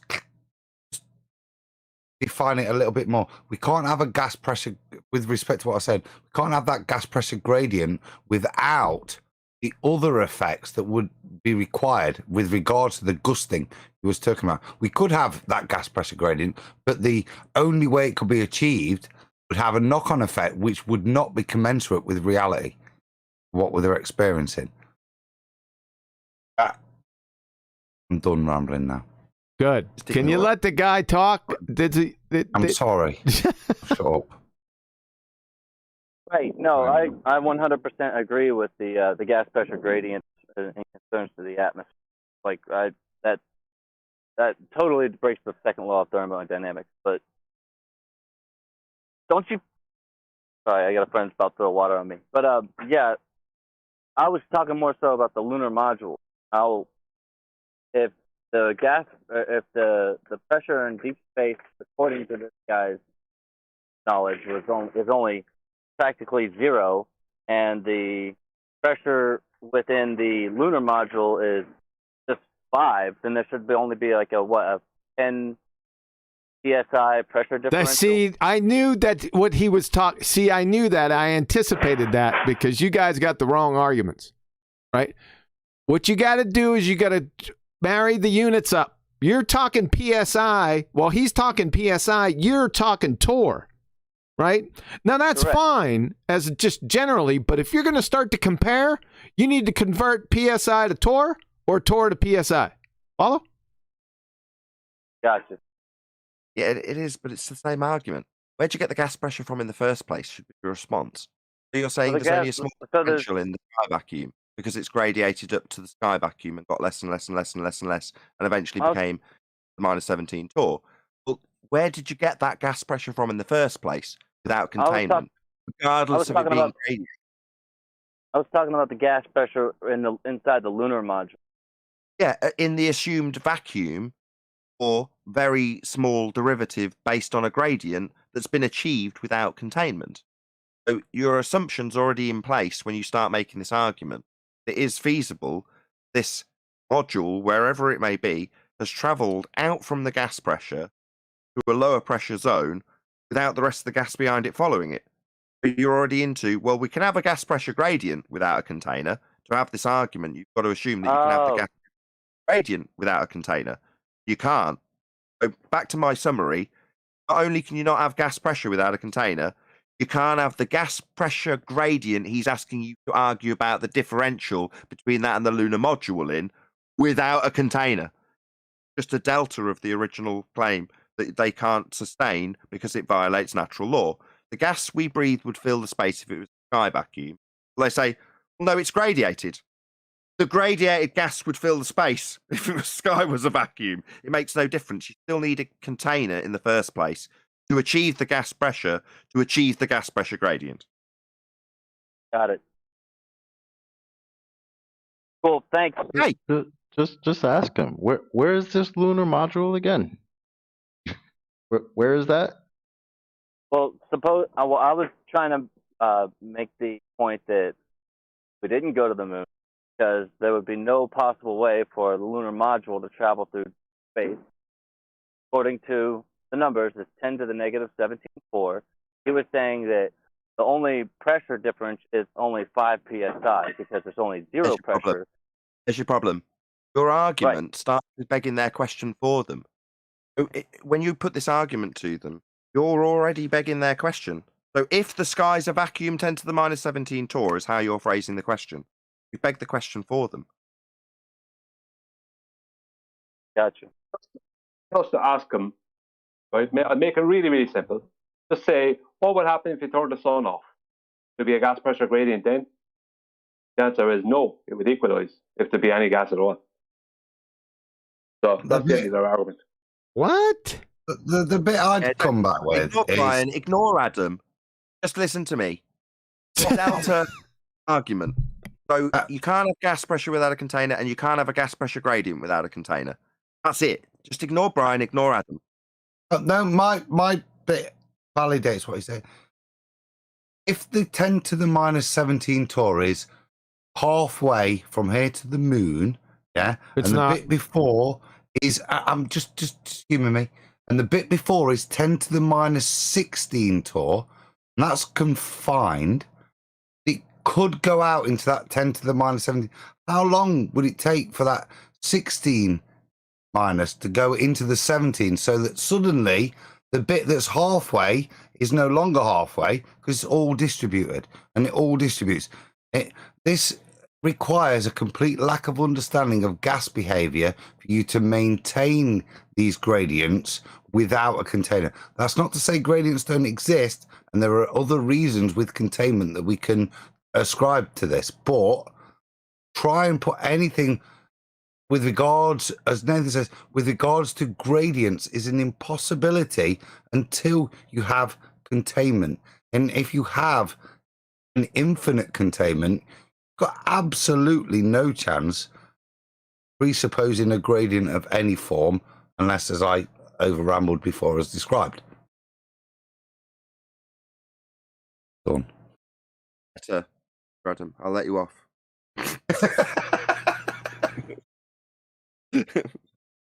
That's the trouble when you sometimes allow yourself to presuppose some of the paradigms for them.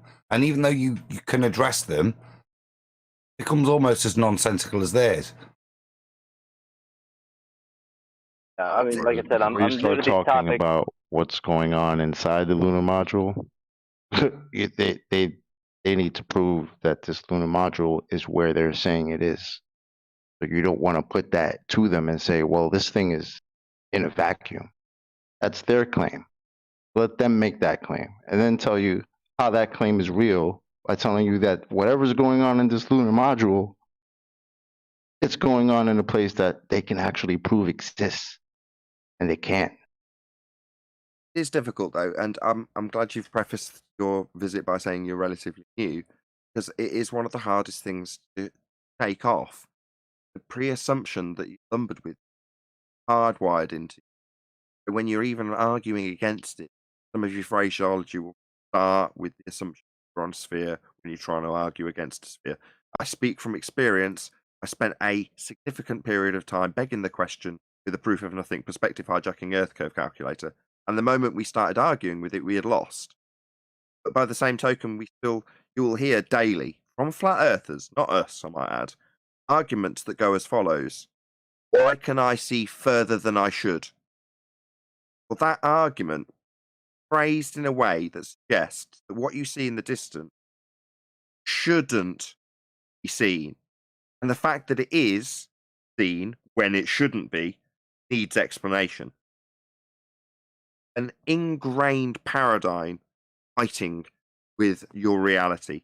From a flat earth perspective, you're asking yourself, why can I see something I can see when it shouldn't be there because an earth curve edge should be in the way? That's your phrasing. Yeah? Takes a long time to shed.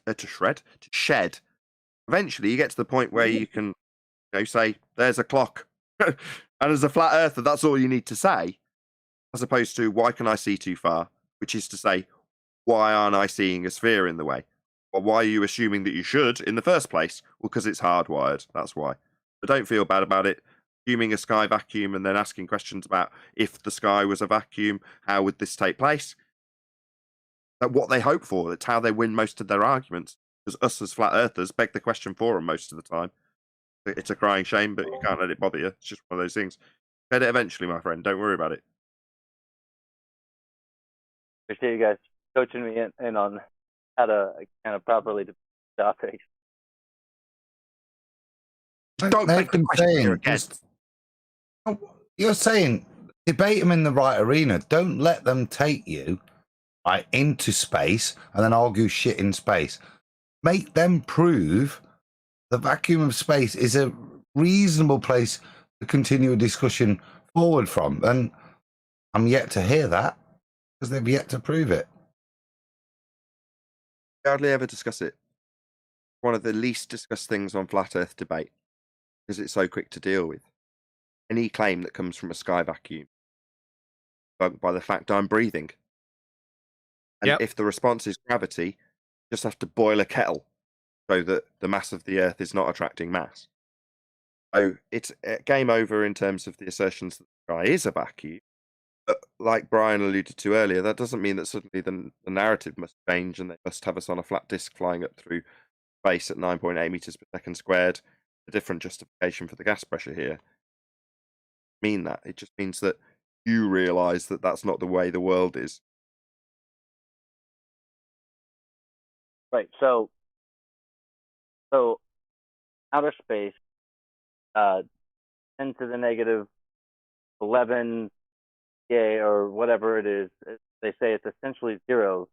That's not just a pressure differential between 0 psi and 5 ps, right? Yeah. Different measurement. You got to get the units of measure if you're going to go down this road. Like I said 85 minutes ago, you got to get the units of measure on the same apples to apples, torr to torr, psi to psi. Okay. Yeah. To answer your question, if you want to do it in the paradigm of space, I'll answer your question. Imagine the picture of Earth from Voyager. Turned around and took the last picture. So you remember some bullshit about it being back on or whatever. Anyway, they've got a picture of Earth as a dot. A little tiny dot, a massive black swathe of other stars and right? Tiny little speck. Well, that speck develop gas pressure, need containment. Everything around it is space for that gas to expand out into. And what they're saying is, imagine that little speck got a gradient. Okay? Now let's argue about what happens within that gradient. It's not filling the space that's around it. You've got to accept that to worry about why you're not being able to defeat the argument. Because you've accepted in the first instance, that speck, look back on from Voyager, has got a little gas pressure gradient that extends 1 micron in the picture's terms out from it, a decreasing rate that doesn't then follow and fill the vacuum around it. And you've got to accept that first to be losing that argument. That's why you did. The sky's not a vacuum, assuming that you can have that vacuum with a gradient because what? The argument that you need containment first doesn't stand because you've invented a delta for me to assume. Rick, I need to assume the delta because that suddenly solves the problem of not having any containment. No, it doesn't. Not at all. Right, so I already started off within their paradigm. Yep. Basically. That's what they rely on. They rely on that though. So don't feel bad about it. Like I say, flat earthers do it all the time when they say we see too far. We don't see too far, we just see. Got it. All right, thanks, guys. Yep. All right. Chocolate, do you want to introduce this?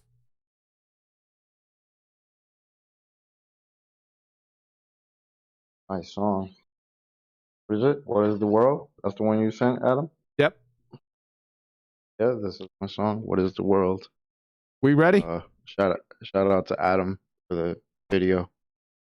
So yeah, here we go. Mic discipline.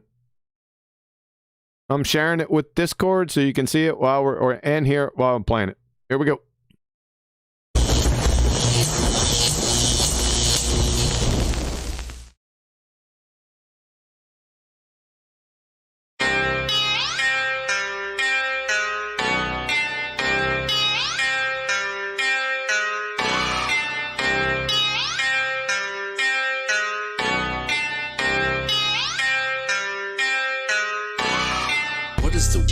What What is the world that we're living in now that we know we're not spinning? What is the world? What is the world that we're living in now we know curvature is missing? What is the world? What is the world that we're living in now we know flat earth is winning? What is the world? What is the world that we're living? It's like a brand new beginning. We know that most of y'all sitting there wishing, probably just itching for us to go away, completely dismissing things that we say like our minds have gone missing. Meanwhile, you're really the only one shifting reality as if it was switching, like it was some type of fantasy pitching. Next up to bat, but you wind up just whiffing. Nothing but air, you just can't do no hitting. Running around saying that water sticking to outside the balls, your logic is slipping. I understand that you might think I'm tripping. Pay attention to the words that I'm spitting. Only thing that really needs any fixing, your view of the world and the way that you're thinking. No need to go always screaming and kicking. No reason to think that Earth might be tricking. If it was spinning, then we would see drifting. If it was curving, the ships would be sinking. Logical fallacy, keep on insisting. Probably just listen. How about you try some form of consistence? Ship disappear due to angular distance. Makes a lot more sense that the curve's non-existence. Why the persistence? Why the pursuit of unending resistance? Fighting a war like a soldier enlisted. Really seems as though you got it all twisted. Why not just be a bit more optimistic? Lies you've been told, the veil has been lifted. Now you've been gifted, given permission to take a position. Not in opposition to the world that we're living. Key ignition, start up the engine. Choose to accept it, now this is your mission. Tell us why the damn curvature's missing. Maybe just call up a mathematician. Give him a listen. Have him tell you about his presuppositions. Talking about how it's not superstition. A vacuum and air pressure juxtaposition. Make a decision. Tell us how this model came to fruition. You have the right to enact your volition right up to the day of mental acquisition. All I could do is provide ammunition. Can't take the heat, stay the fuck out the kitchen. Judgment day or to the last demolition. You can see this is an act of attrition. On the condition that after admission, do you a favor and start the forgiving. Then go out and share your newfound position with everybody who's potentially victim. Falling for the global prisoner system. So many flaws, no woman can list them. Shout to my beautiful parents, I missed them. Taught me to think for myself, I could kiss them. Now to the day that I'm able to whisk them away in my arms, I will reminisce them. Yeah.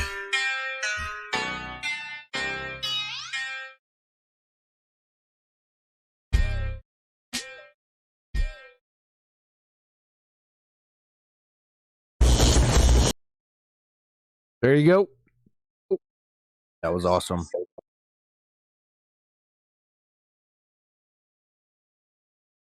Very poignant lyrics for this evening's chat, I thought. Shout out, Did someone else produce that for you? The production value's got up quite considerably. I'm not saying your last stuff wasn't well produced, but better. Got it.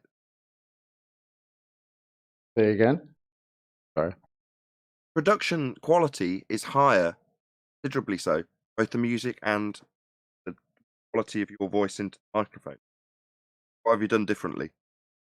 Oh, I bought a better microphone. First song was recorded on like headphones with a mic. So I actually bought like a little bit better of a microphone for it. I had Elijah, goes up on Flat Earth Debate. He helped produce it. So Well, the song itself is good, but all of your songs are good. Without exception, everything so far I've played, my show and this one now, all been good. The production quality of that is a marked improvement over the last stuff. That was brilliant in terms of the production and the song. So, you got it all, man. You'll go a long way. thank you, sir. Appreciate that. Can't believe I played a rap song on my friggin' I channel. was gonna say to you, like I quantum to play a rap song, baby. Love it. That's funny. God, that was painful. I was You going to loved it. say, John. You love it, John. Come on. That was dope, bro. And shout out to Adam for the video. That was awesome. Hey guys, it's almost Wengi's time. We're gonna have to round out. That's how I'm going to manage his crackers and cheese at this time, John. But yeah, good shout. Yeah, it was good. It was a good one. I just want to put out. We didn't get to the 3 arguments today, but that's okay. I let these guys go. Let her budge. I enjoyed the discussion. Stay tuned to the Numpty clips Monday, Wednesday, and Thursday. 2 p.m. U.S. Central, 8 p.m. UK. Got 3 gems this week. You're gonna love them. So other than that, Nathan, take us home, man. I've also got something to plug. So there's a Flat Earth debate uncut and after show going out right now. Check it out. Be Here or Be Sphere. You're watching this on the re-upload of Ballbusters on Nathan 19. That will be the case also. So I'll put out a brand new Flat Earth debate uncut and after show, even if you're watching this on a premiering stream. But saying that, first and foremost, a huge, massive, enormous thank you to all of you who live for smashing the super chat, liking, commenting, sharing, subscribing in QE's PayPal, and if it's still running, supporting my GoFundMe campaign, which I've undoubtedly spammed premiering stream if it's still running.